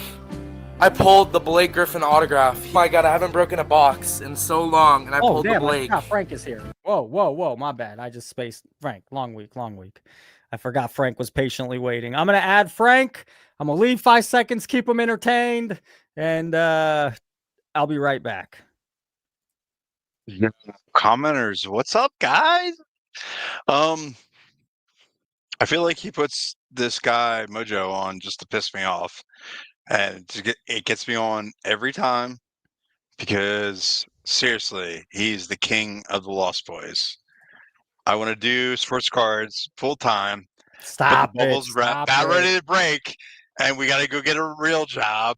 and we don't know what to do, so we cry in front of a camera. We gotta get up at 6 a.m. We gotta go do something with our lives. But you know what? Sports cards ain't for you, buddy, because it's all about ready to break. So you think it's probably a good idea he's not opening a shop, right? Well, I don't Agreed. know. What do you think? He does have I a mean, name, so seriously, he might how do can well. you do this business with any overhead? Period. Your boy Dan the Man out of Australia talking about this flipper game. Like, how can you have rent? How can you have utilities? How can you have employees and not chill? Like Geo, I'm serious. But anyway, Hey now. yeah. Sports card dad. It's interesting. Neo. Frank's all right. Bargain Boxer has a beef with you. Let's not get into that, but go ahead. Yeah, Bargain Boxer got a little beef with you. Whatever. Beef is good. We need to do this. Come on. Belly rubs. Gio was talking about the belly rubs. No, let's go. Come on. Frank's We're not passionate. We'll give here- him that. Frank is passionate. Succinct. Frank, why'd you call in? What sparked you to call in? Gio, a little bit. I was a little disappointed he didn't call in tonight because he's been bringing the Okay, like, hold on. Let me. It's Geo anniversary weekend. He actually he talked before the show. He did, and I'm not reach shitting out. on him. But it is his anniversary weekend, so he's it's family Highly weekend. Highly anticipated. What do you want me to? What do you want to go at Geo about? I wanted to ask him some questions because I Mojo, all feel these like guys block you guys. I don't block anybody. Sorry, go ahead. Sorry.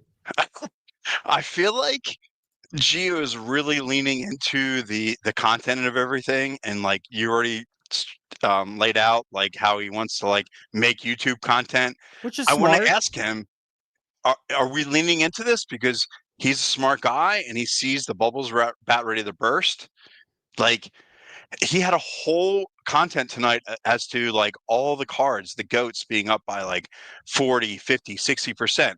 Like, are we in a bubble right now? Because Gio's a smart guy. He sees it for what it is. Like, I'm intrigued. Sometimes. And plus, I mean, he's a little biased. okay. He doesn't I'm need on any here more today. ego, by the way. Now, whatever. I'm on here today because it's a show. Whatever. You think I'm here to like Let me like just bury his bucket? No, I know you're fair. You're fair, and that's why we like you. Sat find out of Fiends Seinfeld here. What do card shops make? 10 to 20% a box. You're dreaming. You're Off dreaming. margins. I mean, that's definitely not what they're making. Prove me wrong. Correct me if I'm wrong. All right. So Gio wants me to YouTube kind of smart. I feel like he is evolving where many are not. But is he diversifying right now because he knows something else is coming? Because we know Gio is one of the smartest guys in the game right now. Is my question. Say that again? Is he diversifying right now and like making content that he can like sponsor off of because he knows the bubble on the cards is about ready to break? No. I think Gio just he wants to be the media brand when it comes to sports cards. That's whether it's doing well or poorly. I think Gio thinks there's a lane here, and he sees that his podcast has done well, and then YouTube's a big way to get your name out there, bigger than and so I just think he wants to be just like some of the others, just like Jeff Wilson. And I respect Gio's content and take a lot more than Wilson, but Wilson I think was a media major or something, and so this is kind of his dream that he gets to have this studio and do it this way, even though it's tone deaf. I don't want to talk about hair plugs tonight. I want to talk about what's real, and I'm like I'm all about like let's get down with the journalism right now, and I want to tell you I'm working on something big right now with Prof. eBay. Okay. Are you? Oh, wait, go ahead. Yes. eBay. All right. I haven't even talked to you about this yet, man. Big deal. We're gonna all ears. All ears. Let's hear it. We're gonna dig deep. The algorithm, the inefficiency, how they don't really care about sports cards, or like they're like really on like a higher level, and honestly, they're dropping the ball right now, especially as far as pricing. I mean, honestly, this whole platform controls all the pricing, and the whole thing is taking. What about all? Okay, let me ask a question. What about? Okay, first of all, Jamie, thank you so much. And second, because there are competitors. There's auction houses. There's social media. There's card shows, card shops. So explain your thinking a little more about, because they are a big player. I mean, you can't say that, but to control They're all a the prices huge is a bit player. They're high. the Is white a bit whale. of a statement. They're the white whale. They're a huge player. But what if they're blind from the same standpoint that they're like, overall, number one, we're already in a recession. People are going to run to eBay to sell their stuff off. Number two, they haven't embraced like what sports cards are, and they're just, living off the fat. Throw it back to you. I think there's some inefficiency here, number one. And number two, like, what they kind control, of, go ahead. What's number two? Sorry. They have all the data on these sales, and they do not like release it. And it's all behind a curtain right now. And you have slashes on certain sales. And like, if you go into your collector's, what do you mean they don't release it? Because I mean, you could go check all the sales. As to when certain sales are done in a buy it now, and as a result of the buy it now, there's a different price. And how that's done in obscurity, and how we all have to flock to 130 point, and how we all have to flock to no, Frank. I think hold on. You could check. Tell me where we have a hold on eBay. You can check all the previous sales, and to buy it now still there, and it still lists on Card Ladder as a sale. So those sales all you have show. to go to these other sources. Is my point. No, you could just go to eBay and check mark the box of all previous sales, and you're going to see. You think they're hiding some? Yes, the data is corrupted. I believe that implicitly. That's what I'm working on right now from the journalism standpoint. eBay is our next So why do you target. think, give me a lead, why do you think the data is corrupted? Inefficiency. I think sports cards are still a majority of what they do in total sales, and they haven't embraced it all, but they control the data. And right now we're getting bad data is my theory. And I need to do more research. And I'm not coming at you with like. It's interesting. Great. It's very interesting. Number two, I want to talk about the algorithm. I want to talk about when an individual is bidding on a certain card and how eBay suppresses the other cards that are in that category. I think that exists.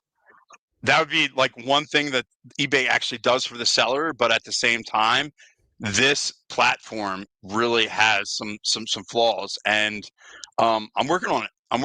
I will get more to you, and that's what I want to talk about right now. But I'll throw it back to you. Number two, we're in a bubble. All these guys that are Dan the Card Man talked about the flip. He talked about the watches, and you brought it up. Did you already know Dan the Card Man prior to me? No. Hey, now, see, I'm giving the love. People think I'm a hater. He found Geo through me. He found Dan the Card Man. So hey, I'm giving some people some viewers. What I like about sorry him, to throw you off. He's great. No, Dan's it's perfect. What I like about him is he's international, and that'll be a theme, I think, as we go over the next couple months, the international, the market, because we already know that an NFL preseason game gets better ratings than an NBA game. Like, why is their card still like relevant? International market. But from that standpoint, Dan the Card Man really shine a light on the flip. And you and I have gone back and forth, and it's a very abstract idea, but like the entire hobby is the flip. And I'm the first person that's like caved to this. But what happens when the margins aren't there anymore? Where is everybody? The Lost Boys, the sports car dads, the Neos, everybody you had up tonight. Do they really have a job when this is all said and done? You have jobs. I mean, like Dustin and Neo definitely have day jobs. Oh, well, that's good. That I don't know exactly how demanding or what, if it's full, I know Neo for sure. And I think both, have jobs as well, real jobs. Okay. But then my hat's off to them, because they're like you. They're like actually. Yeah, but I agree. I've always given them credit for that. However, we just saw the content. So I feel they're just putting videos out to put videos, and they're busy with work and living a life instead of they're more than putting videos out. There's no love. Same media talking points. This is propaganda, my man. like you just identified the continuity in the messaging. There was propaganda talking points that were put out here, and everybody followed the same talking points. Like we see the pattern. Like, and from that standpoint, I think a lot of people see through it, and I think there's some pushback on slabs and just PSA as a whole. But I'll throw it back to you because I don't want to talk too much. But I think the bubble's about ready to burst. I think we see a lot of signs of that. Frank, let me throw something back at you. In all other aspects of economy, it's like a lot of the people were saying the real estate bubble should have bursted in 2018, 17. You're talking about it crashing. And then I know COVID, but it still hasn't fallen. The stock market, like things don't go. I was looking at my stock portfolio over the past year, and you think I'm a genius by how much percentage I went up, but I'm not a genius. It's just what the stock market's doing. So everywhere that logically it says it should go down, big money, billionaire money keeps it propped up. So that's the only way where we're wrong here is if this Bill Shines of the world and Kevin O'Leary of the world, if big money just keeps it propped, and eventually maybe it falls. I can't keep it propped forever, but it seems that it doesn't seem a lot. It's the truth. A lot of big money has moved in and propping this thing up. You really believe what you just said? I mean, seriously, I feel like listening to your content, I really feel like you believe the latter as to like we're being sold something. Of course, like yeah. When I say propped up, it's propped up in a false way. No, I do think it's a bubble. I do think it should fall. The only way we're What's wrong. the first thing you think goes? The plastic pieces of cardboard or like the S&P 500? Well, no, once the S&P 500 goes, which it just hasn't done in forever, you lose 1% and the world goes crazy. Like it hasn't had a real fall in forever. When it does, no, that'll be the trickle for sports cards. That'll be, oh shit, we're actually losing real money. These guys that are spending all this money, we need to take care of some money. We need to be a little more conservative. But right now, their portfolios and their crypto and whatever the real estate has allowed them to pour it in. I'm not saying it's not organic. It's not really. It's a bunch of rushed money seeing an opportunity. And it should pop, of course, but it might take a long time because Tom Brady and Kevin O'Leary are creating a false market. Okay, that's what I think. Fair enough. You do? When do we see this crash? Because I think we're on the precipice of it, to be honest with you. And the first thing that goes is this market, the card market, and the other markets would be the domino effect. So, yeah, but you hear people. I want to also be make sure I hear both. I've been saying this as well. The only way I'm wrong is big money because people have thought the real estate market and then investor money came in and fucked it all up. So, it didn't crash when it should have because all these investors were buying homes. And now we're in a weird situation in some parts of the country with that. So that's kind of what happened in cards. It's a good comp. All this big investor money came in and made prices ridiculous. I would never comp housing to sports cards. Housing is necessary. It's what we need to like subside. Sports cards are like pieces of cardboard, and I love them. And I'm just talking about the comp of what happened with money coming in and it not falling when it should. Interest rates went up. In the history of the world or the country, excuse me, not the world, in the history of our country, when interest rates go up, it normally that's the lead to homes of prices going down. That didn't happen. We're not it's not a regular, like what's supposed to happen is not happening because people behind the scenes are keeping things elevated for their benefit. They have money invested in this stuff. Okay. Well, then I'll come to you from like a different standpoint as a person that lives in the real world. And you put out a video a couple weeks ago about this, about 67% of the population living paycheck to paycheck. Like, yeah, I mean, and let's not even talk about the R word or anything to that effect. But like when these types of things happen, we don't know that they're happening before they happen, especially when we're in a situation where like a lot of the data is being suppressed due to other circumstances I don't want to get into. However, when we talk about all those types of things and okay. Real talk. You're doing great. Give me it easy. More concise. Yeah, some simple for me. Gio tonight was talking about increases on his own podcast as to the GOATs and was talking about gains, 12-month gains in 40, 60% increments. I mean, when we see these types of gains, like what happens on the tail end of all these types of things? We've seen this before. These bell curves Yeah, are cyclical. agree. So where are we at now? We're like, Well, we can't it's believe that this whole thing is going to keep on going. no. Well, it only keeps going if big money keeps making it fit. But when you look at other charts in the economy, they should have fallen at some point. And something in our economy, it's bigger than cards. It's corporate. already And just as happened. Michael said it right here, we're in a new structure. Rich people don't lose money. They work together to stay rich. So logic says, of course, it's coming down. But logic could be defied by what's happening right now in our country or economy. I think the soft spot's already happening. I think everybody's already starting to experience it, and it's all coming to bear. And I think at the tail end of it all, the sports card content, because you've been asking this question for a while, like, why does it suck so bad? Like, why are all the views down? Why is no one's consuming all of this? It's because of the soft spot that's taking place before we all realize it, Oh, Frank, and that's I how wanna these types of also- things take place. Sports cards did crash. Okay, single prices absolutely. There was I point to it because it's an easy one to point to. 2021 Kyler Murray RPA 46 grand. In 2024, it sold for 4,000, and this year it sold for 1,000. Even you have money if you bought it prior. For instance, the Magic Bird rookie. The Magic Bird rookie, if you bought it prior to the boom, you're still up. But if you bought it at the boom, the PSA 7, PSA 8, even till today, you've lost quite a bit of money. So there was a big correction in card prices. It doesn't look like that when you have Shine spending millions and these all-time highs, but people did lose a lot of money. And now what you're seeing is this tick back up. And you're right. When we see the tick back up, it doesn't make sense. And it normally is going to come back down. That was your whole show the other night. Yeah, I mean, I believe logic says that. I mean, I believe in Okay, logic. I'm just saying. Logic can get twisted with money.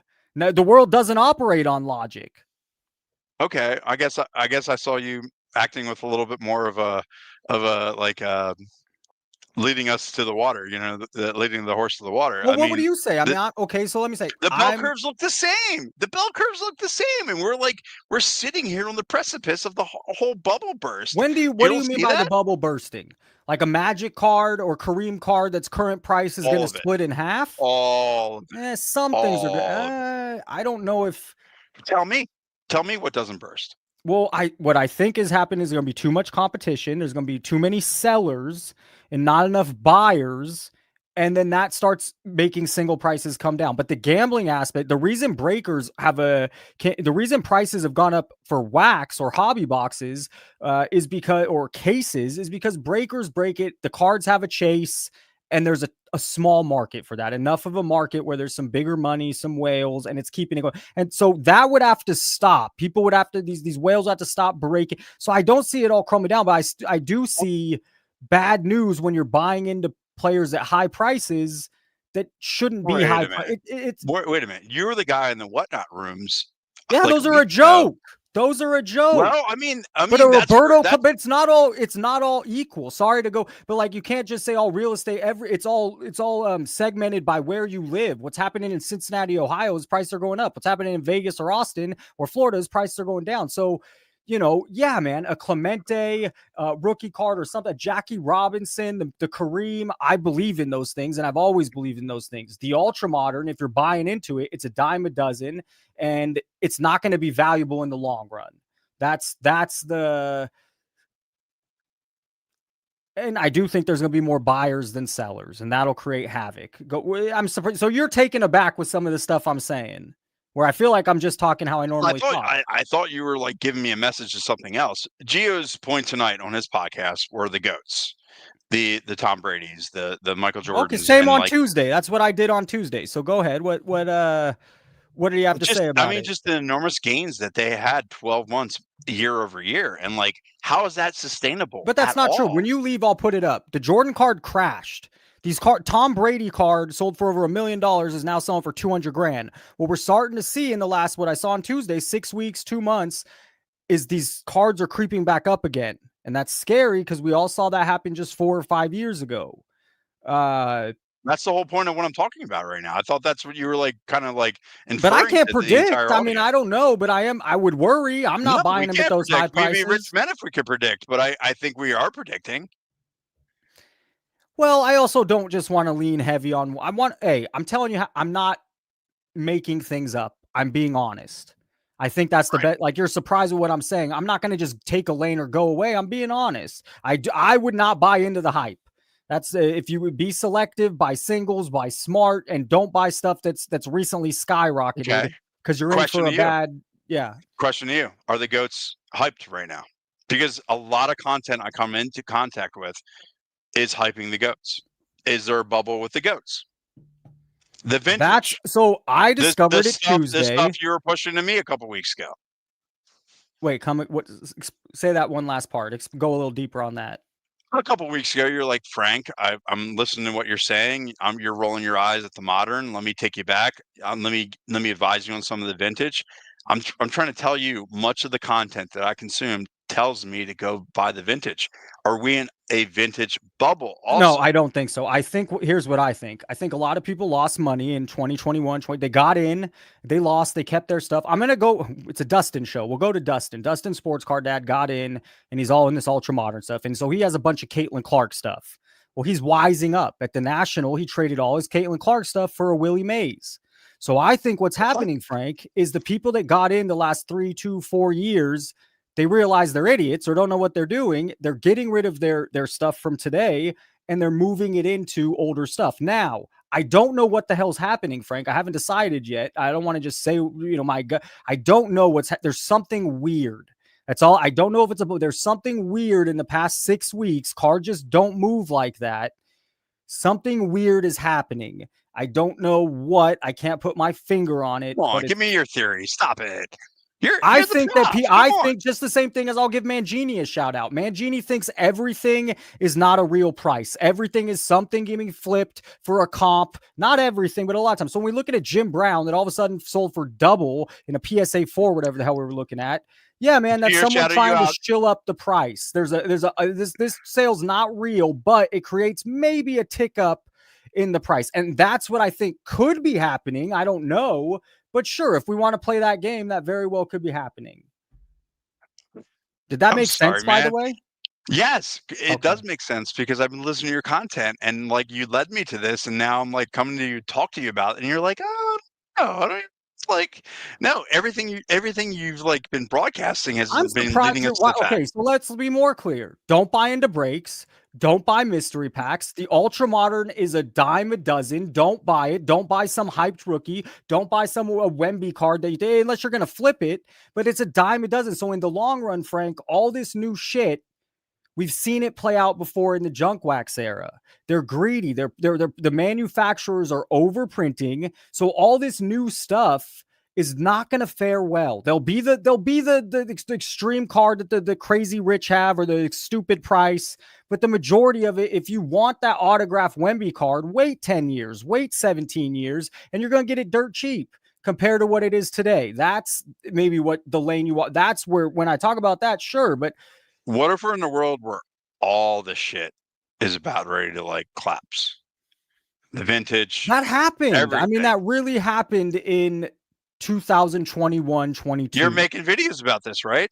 Yes. It looks really similar.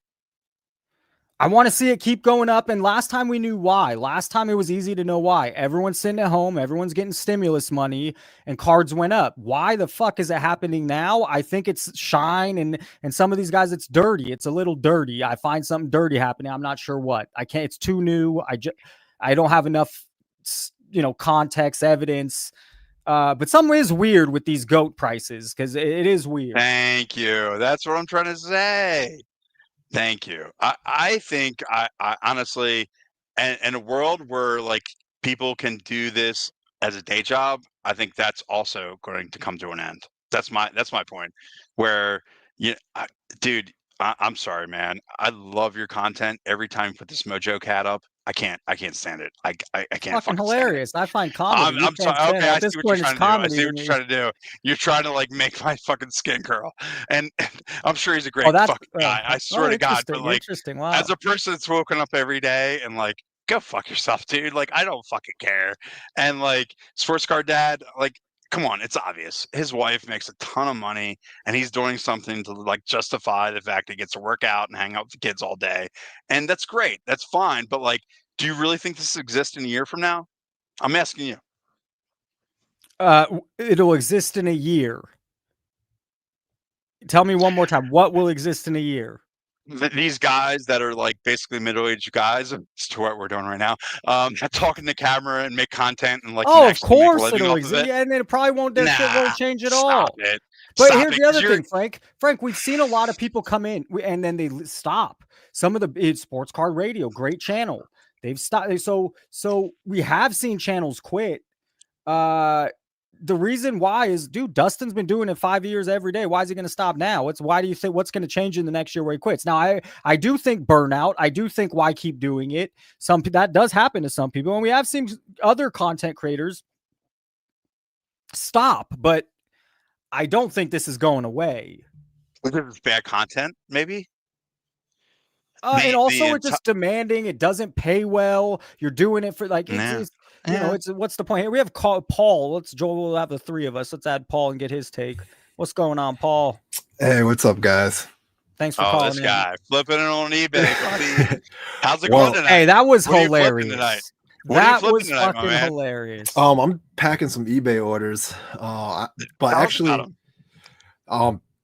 I was messing around with the vault stuff because you sit around instead of doom scrolling.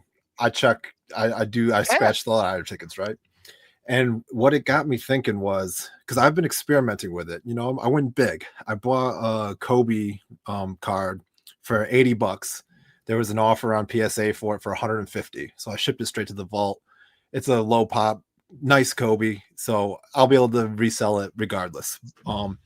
But the thing that I noticed and I've been tracking, because I also bought some from other places and sent them in where there's no comp when you buy it, like on like ComC, for example, let's say. And when the comp there's no comp when you buy it from where?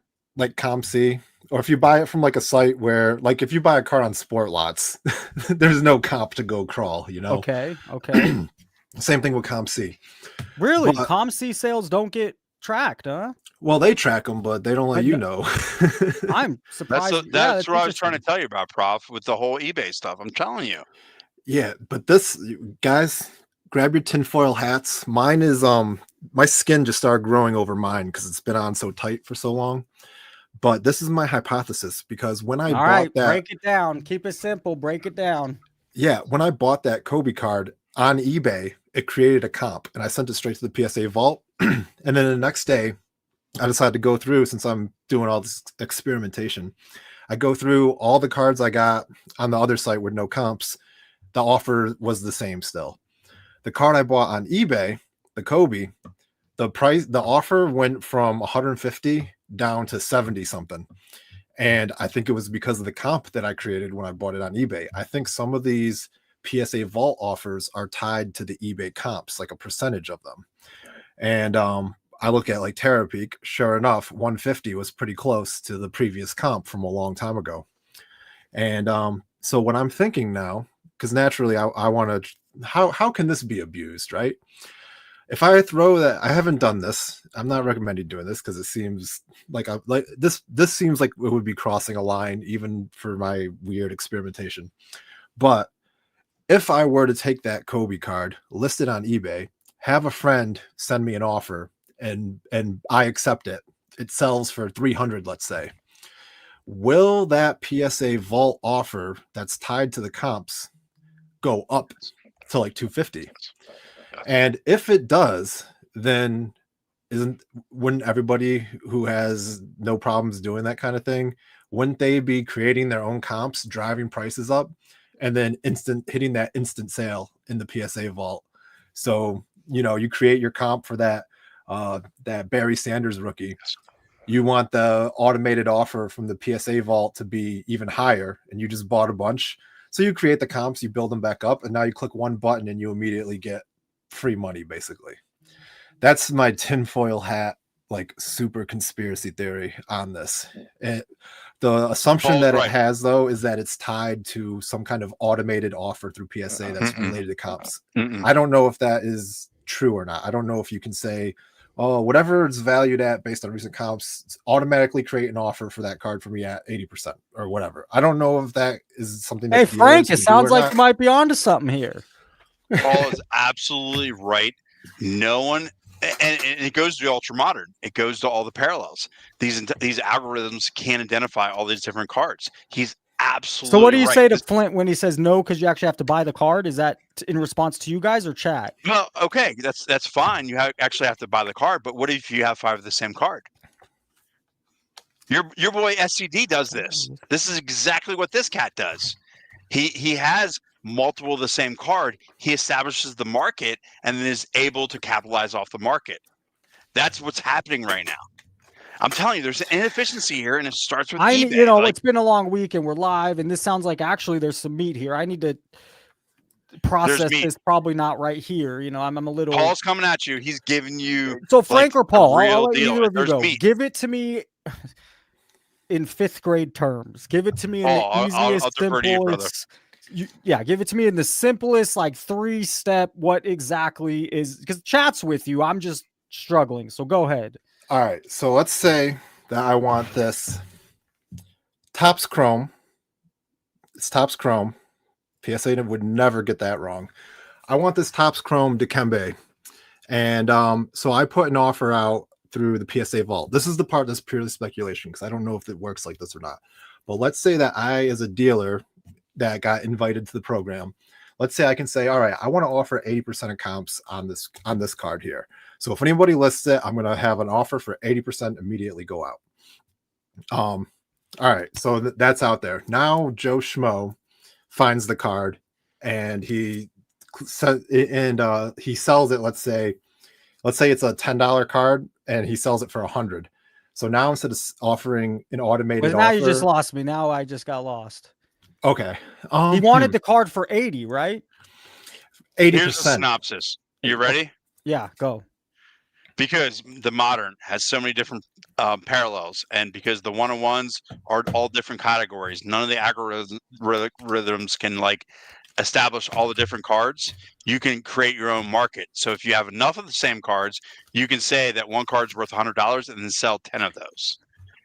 So let's just play a game. Let me play a game because I think Carl, I believe, is talking about something a little different, a variation of that. I have, I don't know, 23 Vince McMahon rookie cards. There's only 200 graded, and there's barely any on eBay. Prof, what let's just say I have. parallel? Let's just say, well, I have the majority of the PSA 9s. Let's pretend there's if I put 4 on eBay and there's only 1, 4 of mine, there's That's only right. 1. So you're telling me I could set whatever price I want. If the But hype's- of if course, the that's hype's high logic. enough- So where am I missing the hype has to be high enough on Vince at that time. Let's say, for But they have example, to Vince buy it passes at a away. deal, right? God So- forbid. God forbid, Vince passes away, and you have 23 of the same card. You get to establish the market. Well, that's the and plan. that's what Paul's trying to. And that's what Paul's trying to tell you. But No, where it's, is the it's not even nefarious that part? deep. The nefarious part is so it all ties to the idea that if I'm a PSA dealer on the vault, I can say like send automated offers at a percentage of comps. All right. So if my automated offer is I want to pay 80% of what the card is worth, and PSA thinks the card is worth $10 because of comps, I'll automatically send an $8 offer to that card that somebody can sell it to me at. So you're the buyer. Yeah, as the dealer. That's my hypothesis. Because that's where I'm getting lost. Buy, sell. So yeah, go ahead. Go ahead. Let me get there. Yeah. So then if I'm automatically sending offers of 80% and that $10 card becomes a $100 card and I might not notice it as a dealer, now my offer is $80 instead of $8, and I might not notice that until I see a statement or whatever. This is the part that is like conspiracy, because Well, a lot of chat says it's not. A lot of chat kind of agrees with what you're saying. So go ahead. All right. So now this is separate. Now we're not talking about the dealer anymore. That's just the hypothetical thing that exists. So now me as the shrewd operator, I noticed that this guy that this offer exists on this card is 80%, right? And so the last comp is $10. So now what I do is I take that card and I create a listing on eBay for it for 300. And my buddy sends me an offer for 100. I accept it. He requests to cancel. You know, there's a problem with the address. So I cancel the order. I don't take the money. But that comp is still created in eBay. It looks like the card sold for $100 or 300, depending on which way you look at the now comp. Now I'm following. Oh, this So- is all That's right. day. This is all day, every day. So now that dealer sending the automated 80% offer, instead of the comps being $10, now the comp's $100. So that same card, I might have 10 in my vault ready to go. So I just go click, accept offer, accept offer, accept offer. And my card that used to be a $10 card, or my card that used to be able to click, instantly sell for $8, I now click it and instantly sell it for $80. That's where I think the abusive part of the system can play. And I've even heard in Whatnot lives and stuff, there's plants there to create higher comps. Yeah, and that's from for credible sure. sources. So I do think this is definitely happening.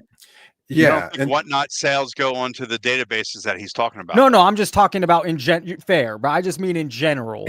This stuff is definitely happening in other platforms. So sure, you're saying it's happening on eBay. Yeah, because you can manipulate. I believe it. Of course. I'll do you one better. It's very prevalent amongst NBA, amongst the international market. So before they go to the Asian market with certain cards, they're able to set these markets in the way that Paul just described. Yeah, and I've heard from several of the people I talk with that they do try to push it to that Asian market. They really, especially the basketball. So there's something there. There's something here. Now Jamie says it doesn't work if it gets canceled. I will do my own research. eBay doesn't tell you when it gets canceled. Is the point of what Paul's trying to tell you? Like they are like they're concealing as to like the actual prices of cards. Yeah, what you happens might have when to the buyer pay when you before give an cancel and offer refund. just on eBay? When you give an offer and you buy it now, but you give an offer, it crosses out the price, and someone mentioned it doesn't show the actual sales price. Yeah, you can see it in the source code, or you used to be able to at least. That's how like 130 Point gets it, because it's still on the site. It's just not visible to the user. I'm just taking a look. Because I had to cancel an order recently, but the person didn't But why pay for isn't it. eBay using all this data to make their own card ladder? Why is all this inefficiency taking place? Well, on Why eBay, do you we have can't. to go back to 130 Point to get the actual like source of the sale? So where's eBay the is like Where's eBay the doesn't want us idiot to have like the me data. that feels like, hey, when I go to eBay and I click, all the sold ones, you're saying those are not real comps, or those comps aren't good enough. why isn't eBay regulating the entire thing so we have like a pricing system as to actually how the cards were sold? They're concealing it all. And Paul's So like it giving looks you the transparent, but it's not. It's not. And why do we have to go to 130 Point to figure out why, how much a buy it now was actually sold for? Like, why aren't they they like basically oversee the entire singles market. Why is all this happening in like so much like why is it happening in the background so much? Why do I have to go to 130 Point to figure out what happens on a buy it now sale? Like, it's really. I also thought I agree with Michael. When it's crossed out, it just means it sold for less than the asking price. Why don't they just tell us the data? Why do I have to go search for it? Hey, that's the best thing I've heard. But Yeah, I was under the impression you did see most of the data, and you guys are both telling me, and same with the chat. The data's being concealed. The data's not exactly true. They've been taking a lot of it away lately too, because like they changed how Terapeak goes. Because you used to be able to see like the total gross sales volume for a particular category or keyword for whatever time period you set, and they took that away. And I don't know, like I think maybe it has to do with like the stock market and like financial regulations. Because theoretically, you could go to Terapeak and figure out how much eBay has sold and try to like guess what their earnings report is going to look like or whatever. But I don't know if that matters or not, if that's like illegal or not. It seems like Frank had something to say on this point. Frank? No, I'm not it seemed commenting. like you wanted to agree that's with the guy. him. That's the guy that's like catfishing me right now. No, not- Frank on the air. You. Yeah. You seem like you had something to say back to Carl, what he was saying. Or did I misunderstand? Never And I mind. think It it's doesn't getting matter. worse. Let's we got I a little. think it's getting worse. My theory is it's getting worse because what I will do with certain cards is I will watch them, and then I will watch them as they finish. And there's so much dubious situations that take place, and so much I've observed within eBay that I don't Frank, trust any of it. do me a favor. Who did the Jim Brown segment that you sent me an email for? Gio shouted you out for Jim Brown on his podcast, which was very good today. Like, I will poop on eBay. I will poop on Gio as much as possible, but he was on a fucking roll today. And Frank this just guy, kept going over the music. Gio, welcome to the show. Thanks for calling in. I don't want to say nice things in front of this guy. Fuck this Oh, guy. he's coming. Gio has a kind of a sly smile tonight. Oh, he's got Gio. What do you got to add to this? I like Gio. conversation? Hopefully hey, you can thanks for calling correct it. me. 2 hours into the show, I'm going. Hey now. What's up, buddy? Happy working? anniversary. Oh, 17 years tomorrow. There you Hey, go. so do you agree with we got to ask the real question. All these guys, everyone agreed that, hey, the upcharge is legitimate. They're happy to pay. What's your stance? And if either side, what do you think? What's the truth? Yeah, I'll give you my stance, and I'll give you what I think most people think. My stance is if I send in a $50,000 card and this company makes it now worth $125,000, in my situation, I'm happy to give you $4,000 to make the money. I understand. What about other people's situation? Sure. Yep, totally fair. I think a lot of people are not in that situation. Here's the only thing. Again, I think sometimes we're making the straw man argument of like, man, all these people it affects. So let me ask you a serious question. How many people have a card worth $50,000, knowingly send it into PSA and don't have the $4,000 to pay? Okay, but how about someone that doesn't have that coming? It's a $5,000 or $10,000 card, send it and to they Beckett? get an upcharge. Yeah, but that no one wants. Why send it to Beckett's a dying company? No one. Send it to That's a CGC. layman's. Yeah, but people it may want be a PSA. Right, and so so here's the thing. Again, So this the is not average answer. man they just don't want to spork up $400 or $500 extra to get their card back. But the average man, again, this doesn't affect. That's the disconnect. Okay. Here. This doesn't affect most people, but if it does, let's say the situation where it might. Somebody inherits their dad's collection of raw vintage, right? It's worth hundreds of thousands of dollars raw. This is a real situation. This lady inherits it. She has no real money, but she's got $200,000 in assets. Yeah, then it's a real situation. I've also seen PSA a number of times work with people when they reach out to them. Hey, what can we do? There's going to be good. Who cares then? I'm going to take another lane. Perspective is everything. Perception is everything. And it looks like this big company that controls everything gets to take advantage and set the price. So whether it's good, bad, fair or not, comes up. Well, yeah, but the price that you agreed on then gets changed later. Well, but you agree on the price. You see when you submit the card, the value and the upcharge. Like that's all laid out on their website. Again, I'm not saying you have to agree comes with it. months later, though. You don't know what you're gonna get, what you're gonna have to pay. You can go on the website and see for the value of a card what the upcharge will be ahead of time. I'm disappointed, Gio. I'm disappointed. It's fine, but Can again, I ask you you a guys. question, Gio? Hang on, real Can I quick. ask Let me you just Let let me go, just Gio, and finish then this back stuff. to Frank. Here's the only problem I have, though. There's no answer here where anybody cares what PSA side is. The real answer is this: they are the king in the industry. They can do what they want. My pushback, you're gonna hate this, Jason. If you don't like it, don't use them. But see, the We're reason cornered they can do into it, using them. You're You're not. cornered into using them. You're cornered to use them because the market accepts them and the hobby accepts them as the king right now. It was Beckett 8 years ago. It was Beckett. They were doing the same type of stuff. Pretty bad. Sure, but right now PSA's having their day. It doesn't make it right, Gio. I completely disagree with you. It makes If it wasn't it's the same service. They're not doing anything. But they It's can. the I don't same do any. damn thing. Dude, Exactly, 'cause nobody they can. Anybody does the same. Yeah, reason. you know what? To a Nobody small guy works- like me, it feels like bullshit. That's all I'm gonna say. To a guy that's a regular working guy, it feels like they're raking me.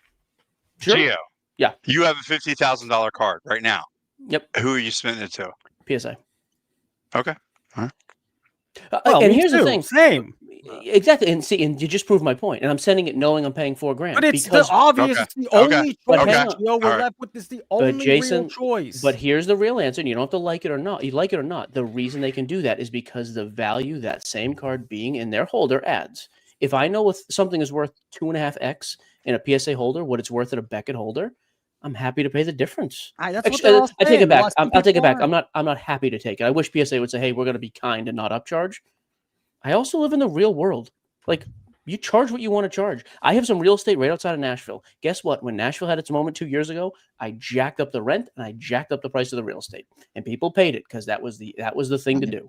Like Is it great? This No. is an after fee after the fact that comes to you later. You are paying for the brand. They You're also, sent- okay, let me ask another one. There's a huge conflict of interest. If they're going to collect a fee off and you're going to say, oh, it's too insignificant a fee. If they do this 10,000 times a year, it's not innocent. They get to decide if it's a 10 or 9. Correct. They get to decide how much they need to bring Correct. in the revenue. And the fact that the hobby is sending 1.5 million cards a month there, the hobby has said you get to decide what you want to do. Because the Correct. resale value is the only one that matters is PSA. Because if you have a and the brand, hobby- you're going to use PSA. And the hobby decided that as well. Again, this is another one, Jason, where you're in the minority and you're not even I'm wrong. not, because all the comments You I'm are. Not, You're talking to 80 people, and it's a company that grades 1.5 million cards a month. Stop it. That's a stupid answer. Come on. Don't. You can disagree with me. Do not say you're not in the minority. Jeff That's never gets stupid. pushback like that, and Jeff got only pushback.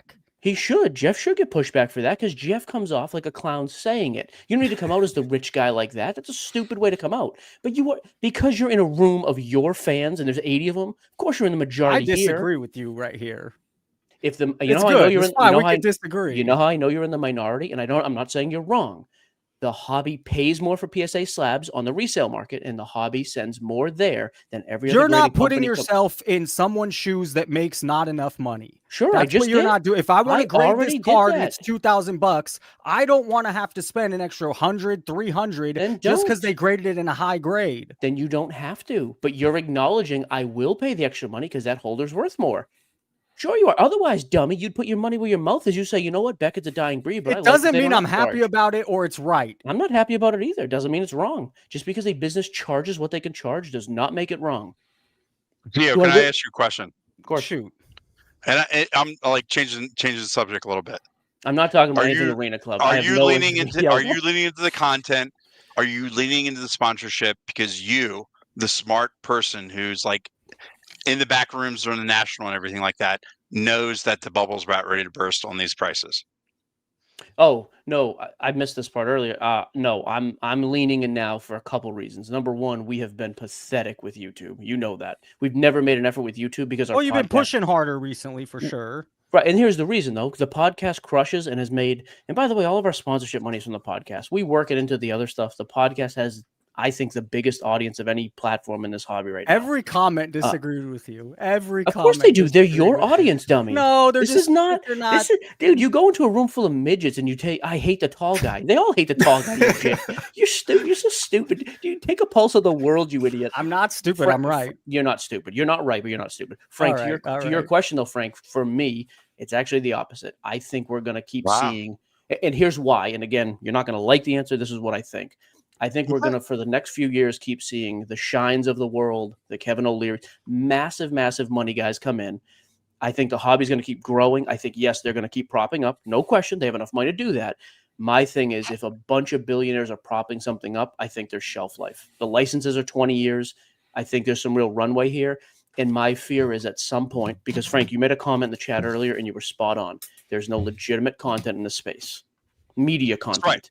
And I And totally, I'm trying to tell Jason that. and I totally agree. And Take a I little my offense to that. yeah, but you're not media, Jay. You're not trying to be. You're an entertainer on YouTube, and you're great at it. You're not media. You know that. You're way too opinionated and biased to be a media person, which is fine. I'm the real media.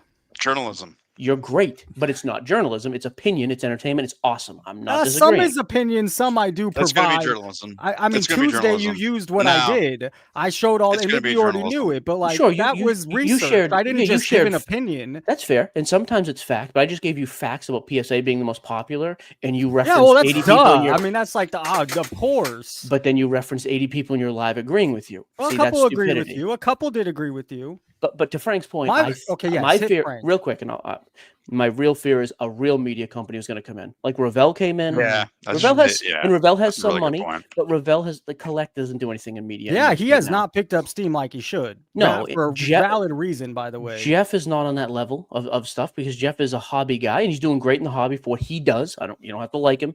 His brand is huge. I think they've topped out. I think they've topped out. I don't think they're getting any bigger. I don't think people view them as that legit anyways. So who's the media company that exists now or the personality that you say has the potential to grow into the brand?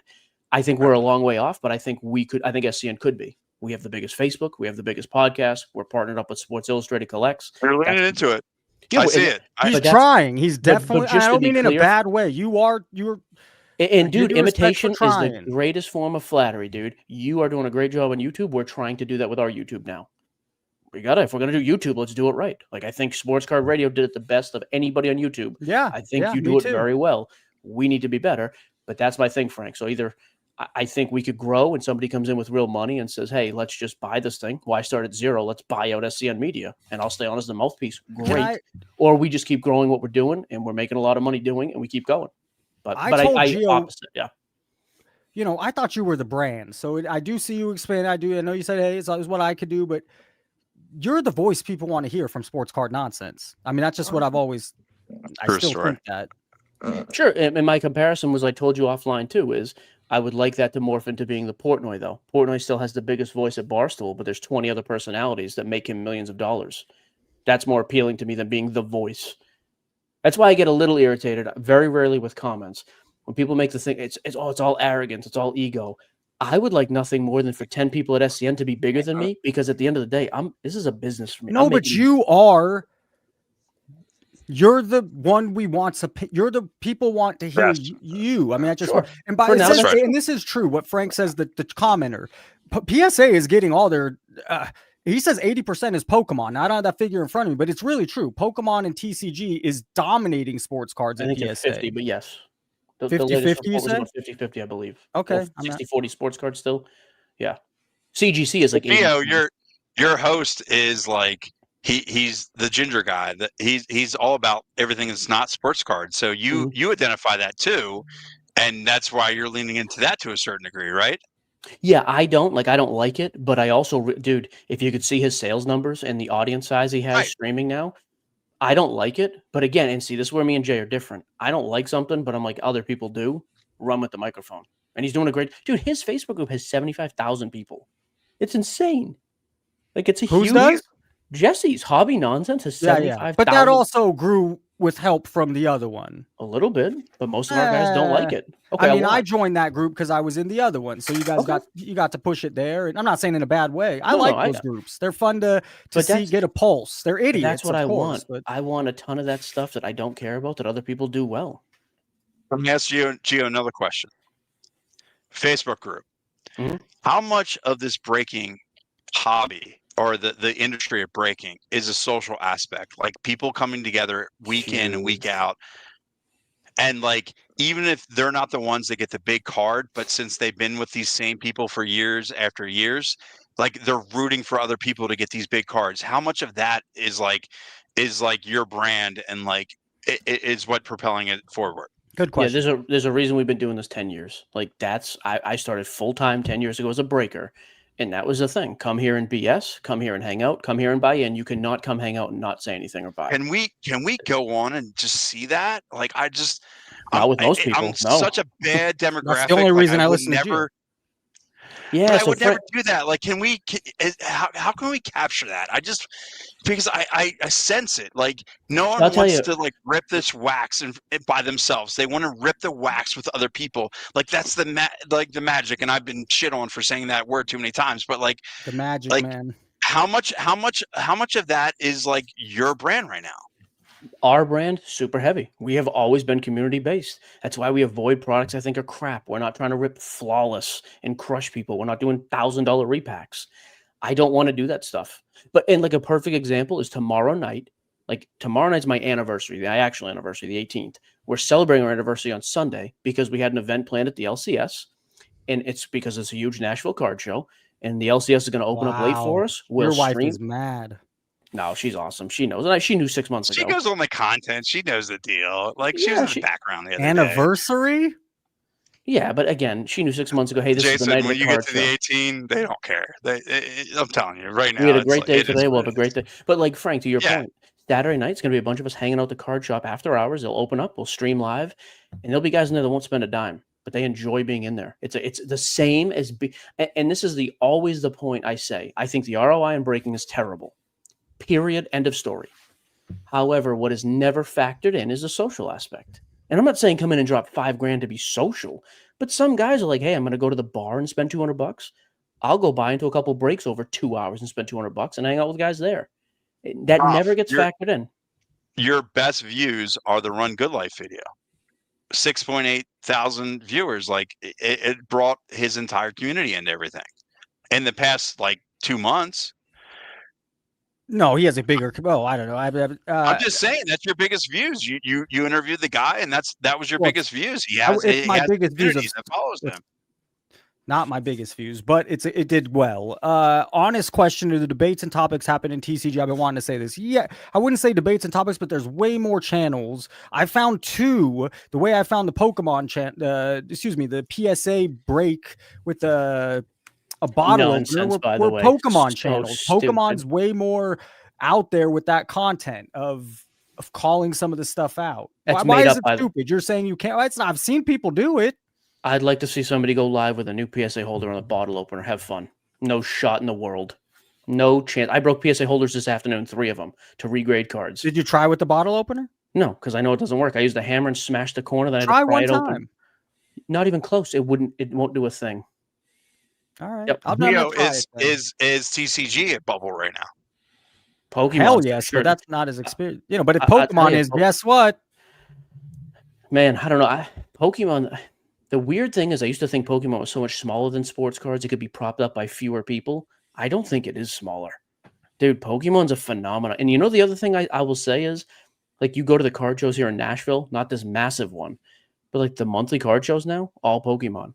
Dude, PokeCon is in right. PokeCon is in Nashville, and PokeCon is in Nashville this weekend. It's 1,000 tables. It's sold out. That doesn't feel like a bubble, man. And they're Is it it's hot now. Is it an international thing? Yes. I have no idea. Oh I think yeah, I so. watch a guy in Japan, and No. he's upset because he can't buy it for his kids like he used to be able to. So I don't know international, but obviously in Japan it's So I'll say huge. this: I don't think that's a bubble. The ones that scare me are the really small ones now, like boxing. Like Jason, we talked about the boxing thing. There's 1 or 2 products. Somebody could easily inflate that and go nuts. Like even some of the stuff Jesse breaks, I wonder. Like is Star Wars just a bubble? This Disney Chrome, that seems nuts to me. The amount of money, but it's so small of a market. Like that could very easily be influenced by a couple people. When the overall economy or the market actually does bad, I'm not referring to sports cards, just the market in general. Sports cards are going to follow that trend of big, of some crashes in sports card prices. No, yes. Here's always my pushback. Hey, sorry to Carl. I know he sat there. Look at you, cut his throat. I like it. Good for you. Yeah. No, he left. He left. Thank you, Carl, for calling in. A little self-awareness. So I would say this. I mean, look at what happened COVID and the year after. People talk about stimulus checks, but look at the actual economy and the housing market. Overall, it really struggled that year and a half. The card market went nuts. People did start looking for alternative assets. I don't think it was good for the hobby, but it's true. So it has not always followed. Early 90s, absolutely it did, but not always. Come on, Gio. You're in the smart guy rooms. Like, what's the first one that goes? Like, if it all goes, what's the first one you think goes? Of what are we talking? Like the sports card market? All the cards, like the entertainment cards. I think all the small stuff falls first. I think sports cards they have the longest history. It's got the most money in it. Sports cards? Gio's a little biased. No, because I have a different point to bring up here in a minute. But so I'll tell you this. Sports cards. So let's, and again, I could speak to somebody who's actually in, right? Let's say everything goes to 30%. I'm talking everything. Crazy depression. Things really struggle. Buying. Well, if it's that bad, probably not. So I'll tell you right now, I literally have rental properties I would sell before some of my monster if everything's come down the same amount of money, because my thinking would be, man, I think this market probably rebounds. Now, I'm not going to be destitute before I sell a sports card, but there's some stuff I have that I'm thinking, man, when it inevitably comes around, I think this has more upside. Like, I would have to make some serious decisions. Yeah, All not right, every Gio. again. Yeah, over real estate. I got a question. I got a question for you, Gio. You're in both real Shoot, estate Charles, and sports cards, right? Mm-hmm. What do you trust more as far as a consistent You want to flow talk? of money? You want to talk bubble? I mean, look at the real estate market around Nashville the last 5 years, dude. We haven't bought a property to renovate in about 6 years for that reason. You bought property 5 years ago. It's the same thing as when I bought my Jordan 4 years ago for $65,000 and sold it for $22,000. You would have gotten smoke there. It's all timing, all of it. So is the timing good right now for sports cards? Hell no. I mean, I don't know. I look at so here's what you have to decide. We all agree everything's going up at a pretty savage pace right now. Do you think that ends in a month or 6 months? Because I'll tell you right now, at the end of 2020, everybody said everything's too high, don't buy. That's when we were buying stuff and flipping it in a week and crushing. It's like you had that window to do it. If you think it's over in a week or two or a month, get away from it. If you think you've got a 6-month runway, make as much money as you can flipping. The thing is, COVID was such an outlier because we were literally doing nothing except being on the internet and buying. But this spike is not COVID like either. Look at the graphs. We did this. I stole this Well, from we'll Jason. see what the graphs keep doing. Sure, They're but they would getting have there. to. They're halfway up. But the difference is, and I took this from you on your show the other day, the difference is the amount and the volume now. It's not ones and two, like one-offs on a bunch of these guys. There's a bunch of sales leading up to it. Is there any weird stuff?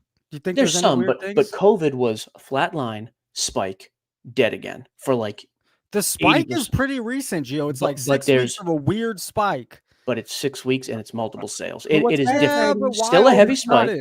It's not ultra modern. It's vintage cards that are doing this now. Well, it's there's Modern to there's a vintage. random array. Sure. Like it's not a Jaden Daniels anymore. It's like a Jordan. It's a Well, look at Kobe. Drake. Well, look at Drake May. Drake May high end stuff is 4 or 5x. Like He doubled. Well, for now. From Sure, but I'm September saying to October, he doubled from $7,600 to $16,000. Sure, and I'm just saying, I'm not saying that's going to stay and last, but I'm saying it's also happening there. That's the difference, though. This is not COVID. COVID was buy anything and just hold it for 2 weeks. COVID was different. Yeah, no, it was crazy. Yep. Is Drake May back to the hype of last year, like you were Oh talking about? He's the top Pricing- 5 in the NFL right now. But his pricing is not. Yeah, we just did this comparison. It's No, funny. he talked about this. Yeah, his pricing is still not as high as it was a year ago. Dude's a top. Well, that's I mean, not gonna. That makes sense to me. But But is it's it back that- on the rise, right? I would assume. which it should be. You Right? said Like this is a 5x. healthy rise, though. He's playing excellent. Like he should be rising. Oh, I would not bought anything. I would not buy anything right now. I bought all my stuff a month ago and then dreaded it because for 2 weeks he was terrible. He's been great for a month now. I'm still holding on Hey, Jaden okay. Daniels. Can I ask you about something else? Anything. NFL. Mhm. It's the lord of everything right now. It's $23 billion. It's 77 of the highest 100 viewership. Do you see any growth in the NFL card market? Is there some inefficiency there? Like how it's structured with just quarterbacks? And like, do you think that It's always been this this way. It's also not adds changing. well, okay. I disagree with We that. just saw Tyreek Hill Silver Prism for $70 in a PSA. Wait until Okay, next year when well, I'm Todd gets asking arrived. Gio, the guy freaking knows. Shit, what am I supposed to Okay. do? Shut up? Go ahead. It's Jay's show, yeah. And it's your show. You can say whatever you want. Like, but from that Ask away. standpoint, in a world where they are also trying to expand globally, do you see some growth there? And do you see a change in the hobby where we're just not paying attention to quarterbacks, where it can like proliferate? Because Prof, let me tell you something, my man. Your NBA finals were like lower viewership than the Hall of Fame game The of the NFL's been preseason. hot. The NFL has been hot. You know, Well, this is not let's something let Gio new. talk about this. Do we see growth here, or is it just more of the same? There's Yeah, so also choose- Oklahoma City and Indiana, the two lowest demographics. Yeah, hey, thank you. Good, No good market throw. at good all. throw. Go ahead. I want to hear what Gio's got. That to also say. Go hurts. ahead. I mean, so there's two things. That was a good call. Yeah. Because had you asked me, hey, when are pitchers going to get any hobby love? It's been since Strasburg. This is since I the got absolute right take. Go ahead. Yeah, so here's what my struggle was always no, never until somebody does it. So if you look at pitchers, we broke this down too. Skeens, totally, we've never seen anything like that. New ever. hype. I'm not saying it's not. I'm saying, again, here's what I'm taking out opinion. The pricing on Skeens is higher than any pitcher ever coming out of the gate. Period. That's not debatable. He is. He could die The tomorrow. hype the hype has never been bigger than now.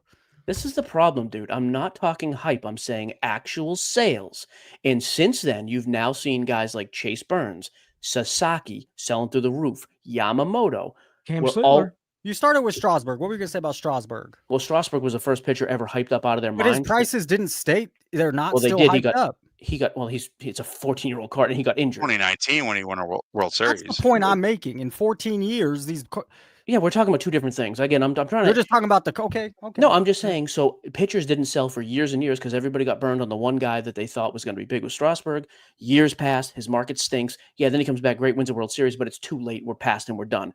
Skeens comes and breaks the mold entirely, and since him, And by the way, you can call it hype. He's had the 2 greatest first seasons in a career ever. So that's a stupid What take. is the wrong? It's not stupid. Wander was the best for the minute. No, like, no, he let's see wasn't. What happened? Wander was when did he the start an card All-Star price game? wise, he was the Sure. hype. He was the guy. And that's the difference. I'm saying So on was field. Bryce Harper It's when he 2 come out in years. I want to 2012 see too. more. Of course you do, but I'm saying Skeens is going to win a unanimous Cy Young. Wander never did anything like that early. Harper never did anything like, How's like Greg that early. Maddux, Randy Johnson? How their prices doing today?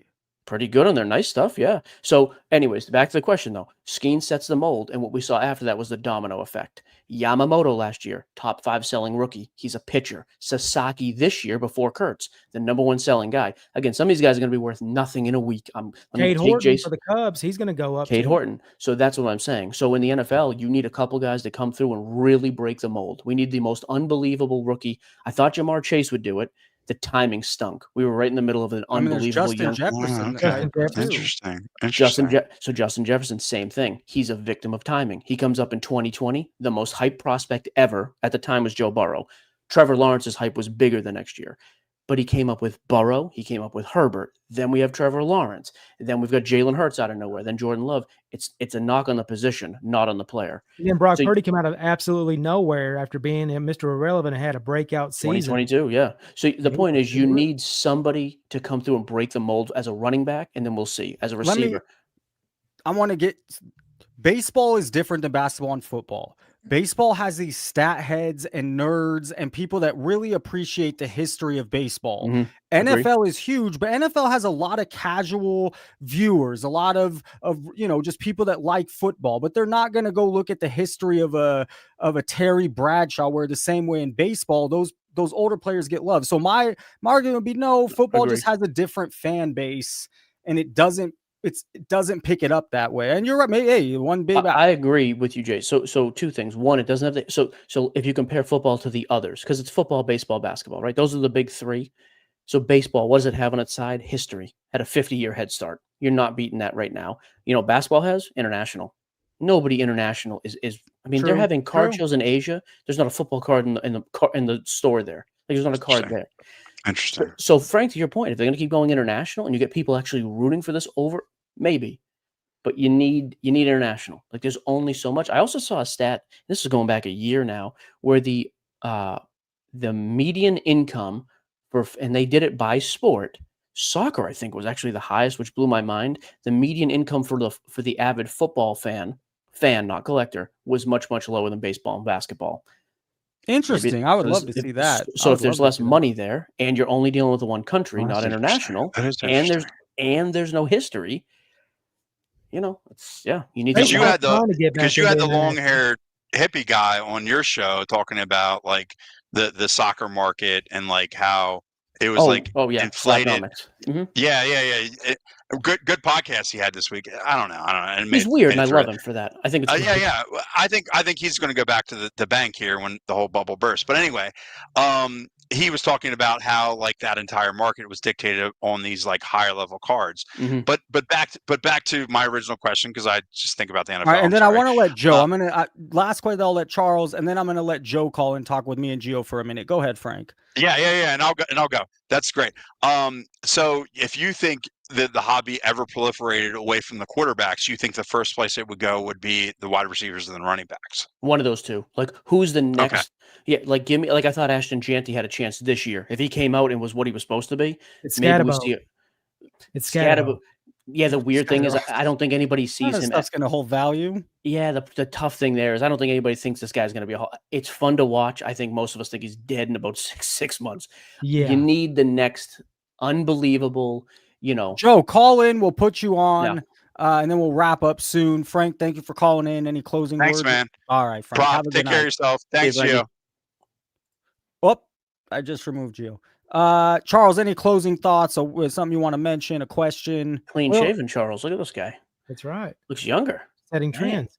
Sure. Look, so the reason I came back in, I wanted Gio to talk about what Jeff did, and I wanted him to get his take on it, and I already heard it. But the thing is, why would he do something like that when he's got the influence he has? Why would he just say something that tone deaf? Does he think he's bulletproof at this point, or is this just a no tone deaf? You answered it. Tone deaf. Yeah, he has no clue. I don't disagree. Yeah, 100%. I mean, Like if I was gonna, so like if the shoe was on the other foot and I was gonna say, hey, first of all, I don't ever talk about my big card specifically like that for that reason. You're gonna get nothing but hate.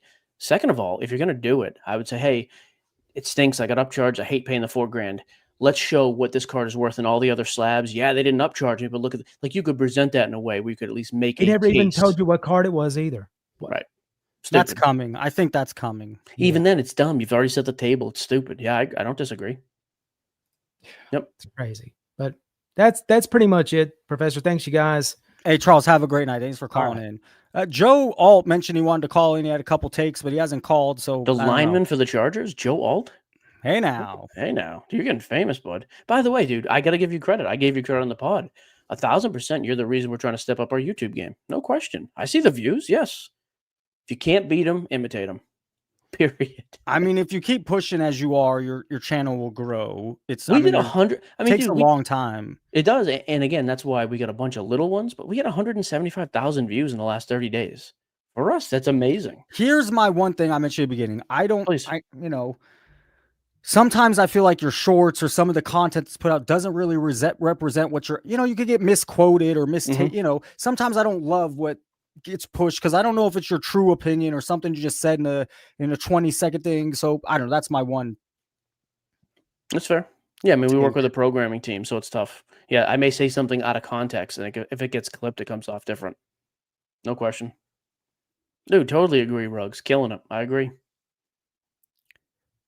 We've been on here 2.5 hours. Friday You night. done? I'll get out of your way, dude. I didn't want to keep you on. I don't know. Do you have anything you want? No, hold on. This is crazy. 2.5 hours in, we got Geo, and now we have our boy Troy Trike. Troy, how you doing? What's up, guys? How's it going? What's up, man? How's it going? Yeah, I don't think we've met before. Nice to meet you, Troy. Yeah, good to meet you, bud.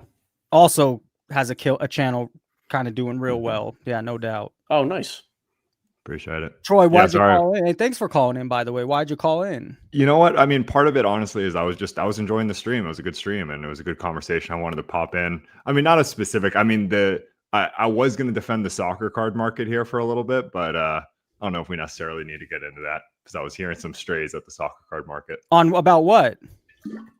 I don't know. I thought Mike was saying that like he didn't, or people were saying it might not have been Mike, but they were thinking it wasn't going to grow. And I was just just the opposite. I think soccer has the biggest chance, biggest international appeal. Okay. Yeah, I'm totally. Troy's into the soccer. I think that's I just don't know anything about it. That's why guys ask me. I say I have no interest in it, but I think it's going to be. It's obviously successful. I just don't care. For sure. I think that would definitely be the counter argument. Well, obviously you agree with it, but I think the smaller stuff, even the entertainment card stuff, I think the fact that it is small right now, I think there's opportunity for it to grow. Honestly, I think that might be the most growth versus football or the stuff that's already established. Troy, what's your take on the PSA? Oh, go ahead, Gio. Gio wanted to respond. Go ahead. No, I'm curious. So, what is your take on NFL? By the way, I know you do content. He said, do you break as well or no? No, just content. Okay, just content. So, what is your take on NFL stuff? Because that's I think NFL is the anti-soccer. Like soccer's huge everywhere else, but here right now, NFL's huge here and doesn't exist anywhere else. I think that's why the ceiling's so low. Just football long term. Unless something changes.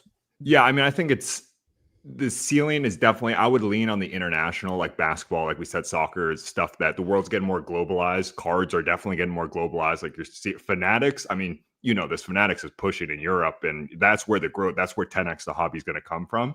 So that's why I would lean towards stuff that is more globalized. But football is interesting because, like, the kids, they love football. Like, I'm a basketball guy, right? Like, I grew up playing basketball. Basketball's my whole thing. Kids still like basketball, but they love football. I mean, I don't need to explain it to you. Like, that's what they're entering into breaks. You see the kids walking around the card shows with the cases. It's straight football. So, and obviously, I mean, I know you guys were mentioning it too, but like, I think I talked about it with Prof a little bit too. Like outside of the QBs, they're so cheap, especially the historical, like, Champ. I was buying, Champ Bailey Gold, Charles Woodson, $15. What are we doing? So I want to also throw. We had Dan call from London. He stays up till like 2 a.m. He takes care of his kid. I'm not too. But anyways, he called from London and he said NFL in Germany, London. I mean, it is growing. Well, like the places they've had games very big. Yeah, we've had games in London and Germany, and NFL is making a point. I mean, you hear about they want to have a whole division overseas. Excellent. So, I mean, it might not happen tomorrow, but they do want it. They're looking at the global market as well. I think that's the way they grow. Yeah, if you're going to 10x anything that's overseas. I'm in the minority with everyone we've talked to except the real chat, the people commenting. Troy, what is your take on PSA upcharges? Oh boy, I'm gonna get in trouble with the chat here too. Yeah, I mean, I wouldn't obviously, oh man, the Jeff thing, it's just controversial, right? Like I first of all, I wouldn't have, he poked the bear, and I think he does know what he's doing. But I wouldn't have handled it that way personally. But at the same time, I agree. Like, if you don't, they are a company and they can do what they want. It sucks. Like, I don't like it, but I'm still going to use PSA. Almost everyone's going to use PSA. It is what it is. If it was up to me, if I was the hobby president and I could pull all the strings, of course not. I want people to be able to. I wish people could grade for $10, especially people who are doing stuff for their. So let me ask you both a question then. If you hobby perspective, we all agree. Like $10, no upcharge. If either of you owned PSA, I own PSA. I think we'd all sing a different tune. I don't think you'd admit that, Jason, but I mean, I'm charging what I can charge. I want to see the back end money. It's like, that's gas companies could do the same. It doesn't mean it's ridiculous what they pay their CEOs and what bonuses they give compared to their regular workers. I'm not talking bonuses. I'm talking this specific instance. If you knew your company could charge 25 instead of 10, if I'm already making $100 million a year in profit, maybe I don't need to be super greedy. Yeah, and maybe you're saying I'm not looking at it from a business aspect. But no, I'm just not saying, a businessman. Correct. People like that don't make $100 million in the first place. So yeah, that's the difference. I think you can reasonably think most people can say, yeah, if I was on the business side of this, I will charge what the market allows me to charge. Everybody does. I think 99.9% of people are going to cornered in. You're cornered in. And you're not cornered Beckett doesn't do it. CG, what's the other one? Because they can't. SGC didn't do it. Yeah, you so now we can. So now we're gonna fuck you. You Unfortunately, say that. the way the world works. Yeah, I mean, all right. Hey, at least I find some honest trike. That doesn't mean I have to like it. No, of course not. But yeah, the other nice thing is at least you're getting something for it. At least I'm getting the best resale value. If that falls, by the way, guess what? The numbers will go back to somebody else. I ate Neo up in the beginning of the live, so I don't think Frankie were here. I went quite hard on Neo, so you even ripped his voice, man. Not good. I probably went. I know. Sports card dad too. Just keeps getting dragged through the mud at the beginning of the away. streams. Poor guy. He's such a nice guy. No, spineless chameleon. You're not an SCD guy. He's friends with everybody he interviews, and then he ripped. Dude, he rips Jeff every video, and then when Jeff's on, it's the old tummy rub. Just lift the shirt, Jeff, and let me just rub that belly. Oh, it's terrible. I can't stand that. I come on here and fight with Jason. I was talking to Jason before we were live, giving him props, and I was lying. But I said, you're great at what you do. You're a good person. All lies. But I come on here and yell at him because, that's what I think. Yeah, we got a little heated in the beginning. I liked it. But you should. You got to be. I hate fake crap. And in the middle of him being fake, by the way, put in this discount code for a cereal bar or something ridiculous. Come on. I guess that's fair. I guess I just I don't know, the content. He just, when I've met him, he's been a nice guy. And he has been a nice guy. Dude, there's no doubt about that. He is a nice guy. I'll tell you this. I would trust Dustin or Jeff in an elevator with my wife and kid. I absolutely hate their content. Nothing to do personally. It's not personal. I think the content sucks and is disingenuous. I'm curious, and forgive me too if I'm turning things up a little bit too much here, but what is it about Jeff's content that you don't like? Again, he's fake. Yeah, you tell me who he's paid by, and I can tell you what the content's going to be. We have more sponsors than Jeff, and we've got at some of those sponsors when they screw up and do the wrong thing. That's why they pay us, though, because Ruben has done this multiple times. We'll get the text from him or Mayhan. Hey, he's still cutting you that check, but you came after us this day, and so you can still be critical if you're making a paycheck. And I hate, the back row was a perfect example of that. They're on there talking about kids and whatever. I don't think it was as egregious as some people. There's a difference between physical action and violence against a kid and, talking stupid. Still ridiculous. But Jeff's being paid by Whatnot, so there was nothing. And then when he came out, it was a very soft take. Well, then don't say anything. But you're being paid by Whatnot. So they get a pass. And I don't agree with the backyard thing. I didn't like, obviously, the PSA. Some of the things I don't agree with. I think my counterpoint, and once again, I don't talk to fanatics. I don't know tops. I have some sponsors, but I don't think I'm in the same world. I think his persona is just fairly neutral. He he doesn't. I don't. He definitely doesn't super pump, in my opinion, certain companies, but he also doesn't super go after them. I don't think that's a money thing necessarily. I think that's just how he is. I don't think he's neutral because there's no negative. I think neutral, you have to, like, I think Jason, and I've told this, I think he's way too negative. There's not enough positive. With Jeff, it's the exact opposite. Like, if a company, like even the Joe Hollywood thing, I was like, dude, this guy's a bad actor. It's a bad character for the hobby. And he's sitting on a couch telling me how great and successful he is. And I guess I struggle when I think Jeff is a more intelligent person than me. Yeah. And so I struggle when you present that guy to your audience that you know is massive and mostly new and going to listen to what you say. If you tell me, hey, Jason, Trike, and Gio, this guy is a good person, well, I'm going to go spend money with that person. And when he's not, well, why didn't you warn me? I feel like it's just deceptive. I'm not a fan. And I'm not, I'm not here. I'm just playing a little bit of devil's advocate. I'm not here to be like Jeff's #1 fan, but if I had to guess, in my opinion, I think it's more him going for like the Mr. Beast route. Like the reason Mr. Beast is so big is because he doesn't take stances on anything. He doesn't like go high or low. Corporate. It's not just it is corporate. Yeah, okay. Corporate stance. is a good word. That would be my guess for what he's doing, right? He's just keeping it neutral rather than he's like neutral. he's thinking, oh, Topps is going to be mad at me, or PSA, I got to bend the PSAs. Yeah, that's not neutral. Yeah, we just disagree. Mr. Beast, I've never had to try to sell me something. Jeff, I feel like a lot of times. Bars. Oh, sure. But I feel like with Jeff, sometimes it is trying to push it. So if you're going to try to push something, then you got to be, but I have really, to believe what you're saying. I've been wanting to make this point. The difference between Gio's content and they both have Arena Club sponsorships. However, on because I clipped these videos last night, the last 3 or 4 videos of his, midway through, he has an Arena Club. They stopped the whole show for 5 minutes. He's so excited. He's telling you to go. He loves the product. It's so fun. He's opening it on his video. They open 3. That's in a nutshell why he bothers me. Promo code Jason Professor, 20% off Arena Club packs.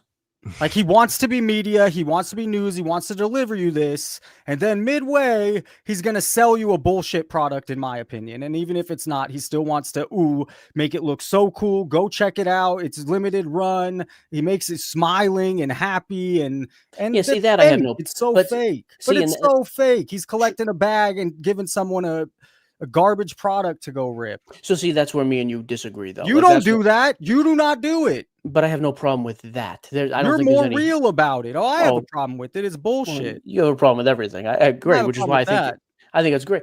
I don't have any issue with that, and I also don't go after Jeff like most channels.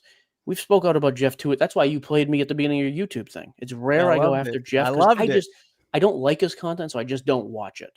It's rare somebody does something where I'm like, I should go after.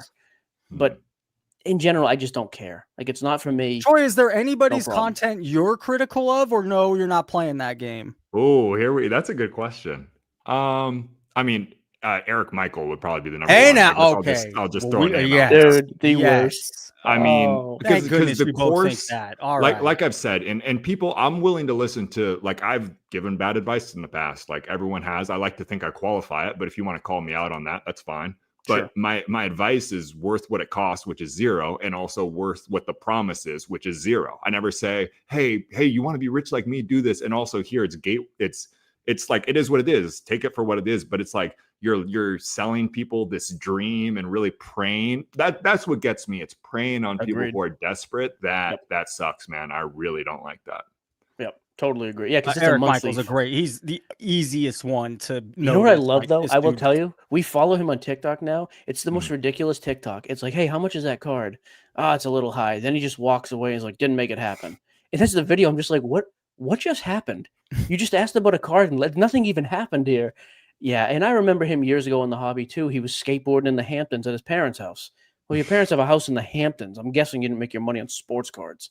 A little bit different. So yeah, I totally agree. I saw one on TikTok too where he goes, what's your most expensive card? Show me the expensive stuff. And then the guy, he's like, I don't want any of that. I'm like, and then the video's over. You're like, what I just watched? My kid just crapped his diaper. Just as entertaining. Theirs is more one-liner. It's always a one-liner with Neo. I heard God's gift to YouTube. It's always some fucking jab he comes on my show. Always one line. You ripped him for 20 minutes, well, whatever. I'm ripping him the same thing that made me do that. It's because he's always got to be smarter. He's always got to undercut me. He's always got to jab. Always.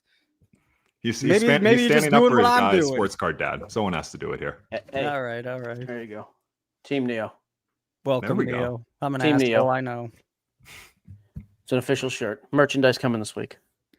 Guys, I can't believe there's 3 hours in, and I have Troy and Gio here. This has been fun, really fun. Troy, you play ball at a high level, right? Did you play pro ball, college ball? Yeah, Wake Forest. Philippines. You know, I Dang. played at Wake. I didn't play as a loose term. I didn't get much playing time, but yeah, I played some basketball. Are you back in the States?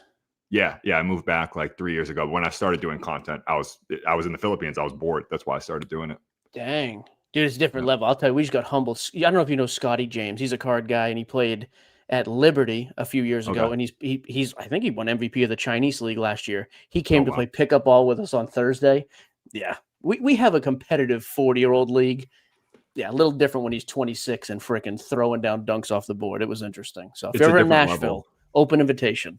We'd love to be Okay. embarrassed. So Yeah, might have to stop by. It's definitely a different level. I've told this story before, but John Collins was on my college team. Oh, and really? He was just like he had a turnaround jump shot and he has 40-inch vertical. Like even if he said, all right, now it's time for me to go, I couldn't even get a hand up. So that's why when everyone's like, oh, are you good at basketball? I'm like, I've seen the levels, and compared to that, I'm not at all.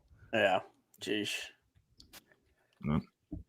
Well, there Sorry, you go. Neo just tells me, let me guess, you clicked on a video for 30 seconds, said it sucked. That's not. I went probably too hard tonight. No, he ripped you for your voice. I had a You're bad not week. showing the I face. probably went too hard. And We your need- you know what terrible we need? interview with Nat Turner. Just tons of Here's- personality there. Here's the new YouTube you need to start, Jason. Let's get Jason a lady.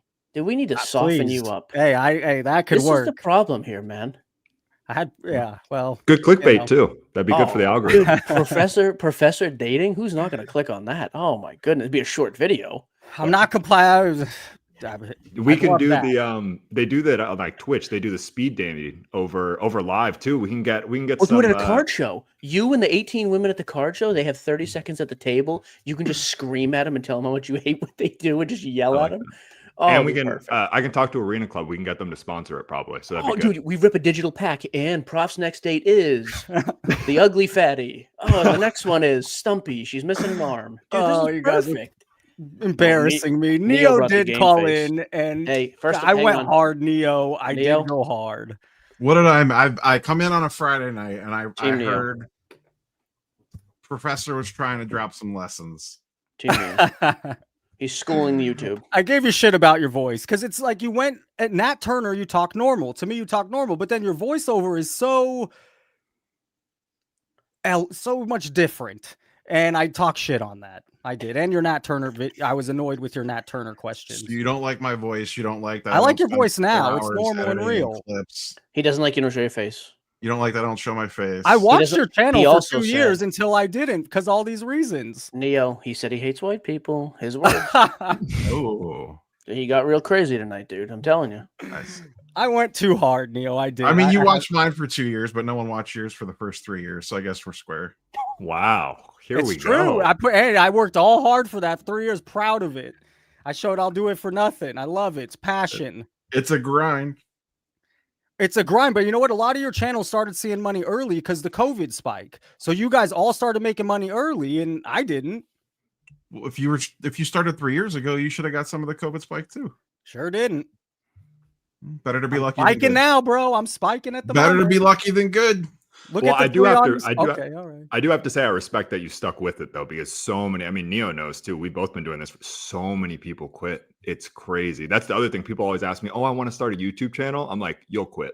Like, you'll probably quit. You'll do it for 3 months. You won't get views, and then you'll quit." So, not a lot of people can stick with it. I'll say Leo, that. after I talk shit tonight, mad love for you calling in. Let's go. I don't mind going back and forth. It's really not personal. You know, I don't hate you by any means. It's all content trash talk, you know? I mean, so I do give you a lot of love for calling in right now. I talked some shit. To be fair, I didn't hear what you said, so maybe if I heard it, I wouldn't be calling in right now. I just heard that you were. I went at your boy Dustin first, and then everybody. right I to go at yours. Dustin, so that's nothing new. Freaking Otani, by the way, third home Three. run. Can you believe this? God. And like in the one world? hitter, or what did they say? Two How hitter. many upcharge emails does PSA send him Monday morning for Otani? Wait a minute, is he pitching too?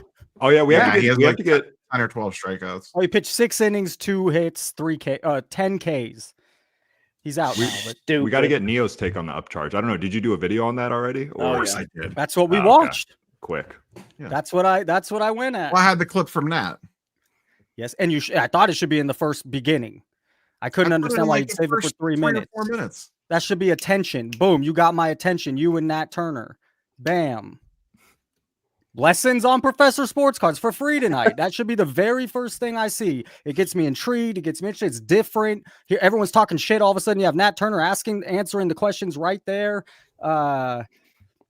It should have been to start the video. The video did pretty good. Set it up if I just opened It with did the- great. The video's doing the video. Neo has a following, so he doesn't have to Maybe. listen to me. Neo does just fine.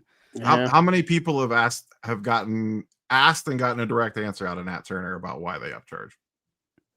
The boringest answer I ever heard in my life. You got an answer though. Hey, fair point. You're sitting on here talking to me, Troy, and Neo. It should have been and Neil, you proved my point. Nobody else is that. So why didn't you lead with that? It was like literally in the first 3 minutes of the video. It's hey, it's YouTube, man. That has to be the very first thing we see. Trike is laughing over here. I'm pretty sure he laughing at you to agrees. be. I'm laughing. Yeah, at, we're I'm laughing at thinking you about 'cause the you're a God's gift psycho. to YouTube thing. It's funny to me. Yeah, this is you're literally proving my point on God's gift to YouTube. I am. If you were such a god, why did your channel suck for 3 years? It's fucking YouTube. Geo has this huge following. Bill Simmons, sports card nonsense, 400,000 people in his Facebook group, and he can't get his YouTube to grow. So it's really hard. It's very mad props to both of you, all three of you. It's really hard. I see folks asking. I think Card Deal asked Neo if his interview with Nat was pre-scripted with approved questions. No questions were approved by Nat. I sent him a loose outline prior to as a courtesy, as this is what we're going to go over, but I didn't even send him specific questions. There you go. And I do that with pretty much everybody I interview if I know well enough in advance. Okay, now let me ask, because Dustin asked me if I wanted I shouldn't fucking, whatever. If I wanted a little thing. And, most of the people that I'm interviewing, we just want to do it without, live, no question, no pre-rehearsal, nothing. It's just bam. If I was having another content creator on, I wouldn't do that. But if I'm having an industry person on, I feel like it's just I do, because I've only done it once. I'm interviewing Beckett on Tuesday. And I did I want to get into the dirty stuff. And so I just wanted to make sure he's okay with that. And he You're said, interviewing yes. Dr. Beckett? Can you believe that?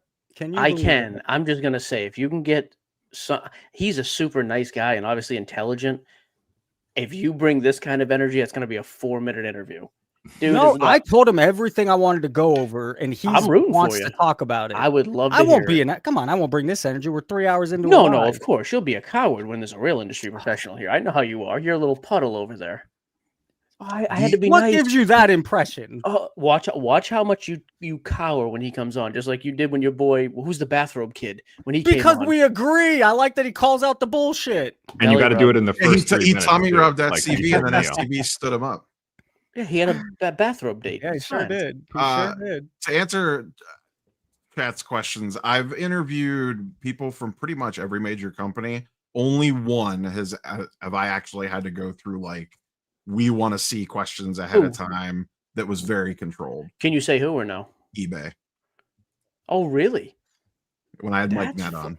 Dude, we had to do that with Ruben the first time. I was just going to After mention that it because was- you told me that. Oh, just the first time? Because you said I didn't realize that. So the only time we'll get a thing ahead of time from legal. Hey, these 3 things are no fly zone. There's NDAs or there's current litigation. Can't talk about like the Panini stuff. They tell you, hey, you can ask about licensing. He's not going to answer. It's in court. Can't talk about it. We'll get what we can't ask, but it's pretty exactly. Tommy Rubb. Thank you. Bargain Boxer, you can think whatever the fuck you want. I did not have assigned questions for Nat. Bargain Boxer's my guy. I think Bargain Boxer was Team Geo for a minute. He hates me, but I think tonight he was okay. For I know he hates me. I don't really give a shit. I could just say one thing. This is fucking fun. Wherever you the fact that this moment right now I'm talking to you three with the chat, it's fucking fun, man. It's a lot of fun. What a low point for me, Troy and Neo. It's 10 o'clock at Seriously. night. We have a 4-foot tall YouTuber in Las Vegas just yelling at us Who would about how kick he's your ass, by the way? about yelling Hey, at you us called about me how 4 feet. What do you want me to say? yelling at us about how he's the god of YouTube and giving lessons. I tell you, we've gone wrong. It's like Elaine. If you stack Professor on top of each other twice, he would still be shorter than Trey. It's like Elaine. She just looks Hey, at that's you- about right. That's Dude, about true. This is us. We are Elaine. At one point, we just look. We go. It's 3 o'clock in the morning. We're at a cockfight. What am I doing with my life? That's where we're at. Good for you. Oh, I definitely did bargain think farm. about that before I got on. I'm like, Yeah. it's a Friday night, It's 8 not great, p.m. Troy. How Troy, does it's not great this for doesn't us. look good for me. It's not good for us. When I had eBay on, and I think it's because they're a publicly traded company, which most hobby companies aren't. So I kind of understood what I was getting myself into there. Did it make the interview harder? It just made it. You could tell. You could go watch it, and even in the comment section, people were like, "This is not like one of your normal interviews." Because I just basically got very canned responses for everything that I asked. Okay. Troy has I mean, 70. to be fair, Troy to has be fair to 70,000 eBay- subscribers, by the way. Oh, Troy's What's got it that? going. I thought you guys just started on YouTube. Mamba Card, but no, 70,000. Troy's really built something there. They're all fake views and subscribers. But besides Yeah, that, he bought pretty them all. impressive. Oh yeah, I'm looking at. I asked him. That's how we became straight friends, up. actually. Because Prof, he was watching my video. He's like, "Oh, this is all fake." So there's this guy's buying. Yeah, these nobody 100%. actually watched. Anyone that gets more than 5,000 views. Oh, on I'm YouTube, crazy. I'm the 100%. crazy one. Correct. 100%. Yeah, your boy Bill Simmons is saying the same thing. I told you what Simmons said. I Yeah, can say it know. on here too. I didn't repeat it because I'll tell you on here. We had company memos talking about that, and there's a lot of people who got fired not only from the Ringer but other companies. Can you explain his job title real quick? What he did? How you told me? Or is that I mean, he's huge at Spotify now, not just the Ringer. And they said they started digging into analytics of certain things. He didn't say this. I heard from someone on his team though. And they're like, "Yeah, we started digging into some of this stuff, and either it's bot or whatever." And they just started canning people. Well, there's a reason some huge podcasts have left like Barstool and the Ringer in the last couple months. So I'm not crazy. That's all I'm saying. I mean, fair, I mean, you're I can't ridiculous. With prove YouTube. anybody. You're talking about somebody at 2,000 views instead But of I'm not 1,000. crazy. Well, I think you were. My problem was you were just throwing darts at that point. Well, now I that we've was kind of five narrowed fifths, it I down, was I'm more on board. the- But you were going. You said all 1, 2, 3, 4, 5, 6, 7, 8, 9, 10, 11. All Other bot. people thought bargain. What's his name? Arbitrage. I know he's your buddy. Other Yeah. people have that suspicion too. So even if they're not, people are still wonder. Well, I mean, I feel bad. Now we're kind of ganging up on you here. But at one point, you That's did say, okay. like, I I don't talk think a a lot of YouTube shit. video can get more than 5,000 views in the sports card world or something like that. How about That was- 100,000 views?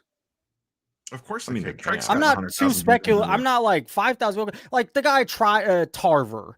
You know, he has 22,000. Or no. Who is it? It's not Tarver. Eric Michael, definitely. And I also find Tarver. Oh, yeah. Some of it's like, dude, you're really getting that many views on that? You all know how Does hard it Ty- is to get views. does That's Tyler your stuff get- competition. Tyler stuff Sometimes get I've views? seen like a video with 22,000 that's just dog shit. It's like, does that really got 22,000? I don't know. Lots of man. dog shit content gets 22,000 views. Not true. Yours and mine don't.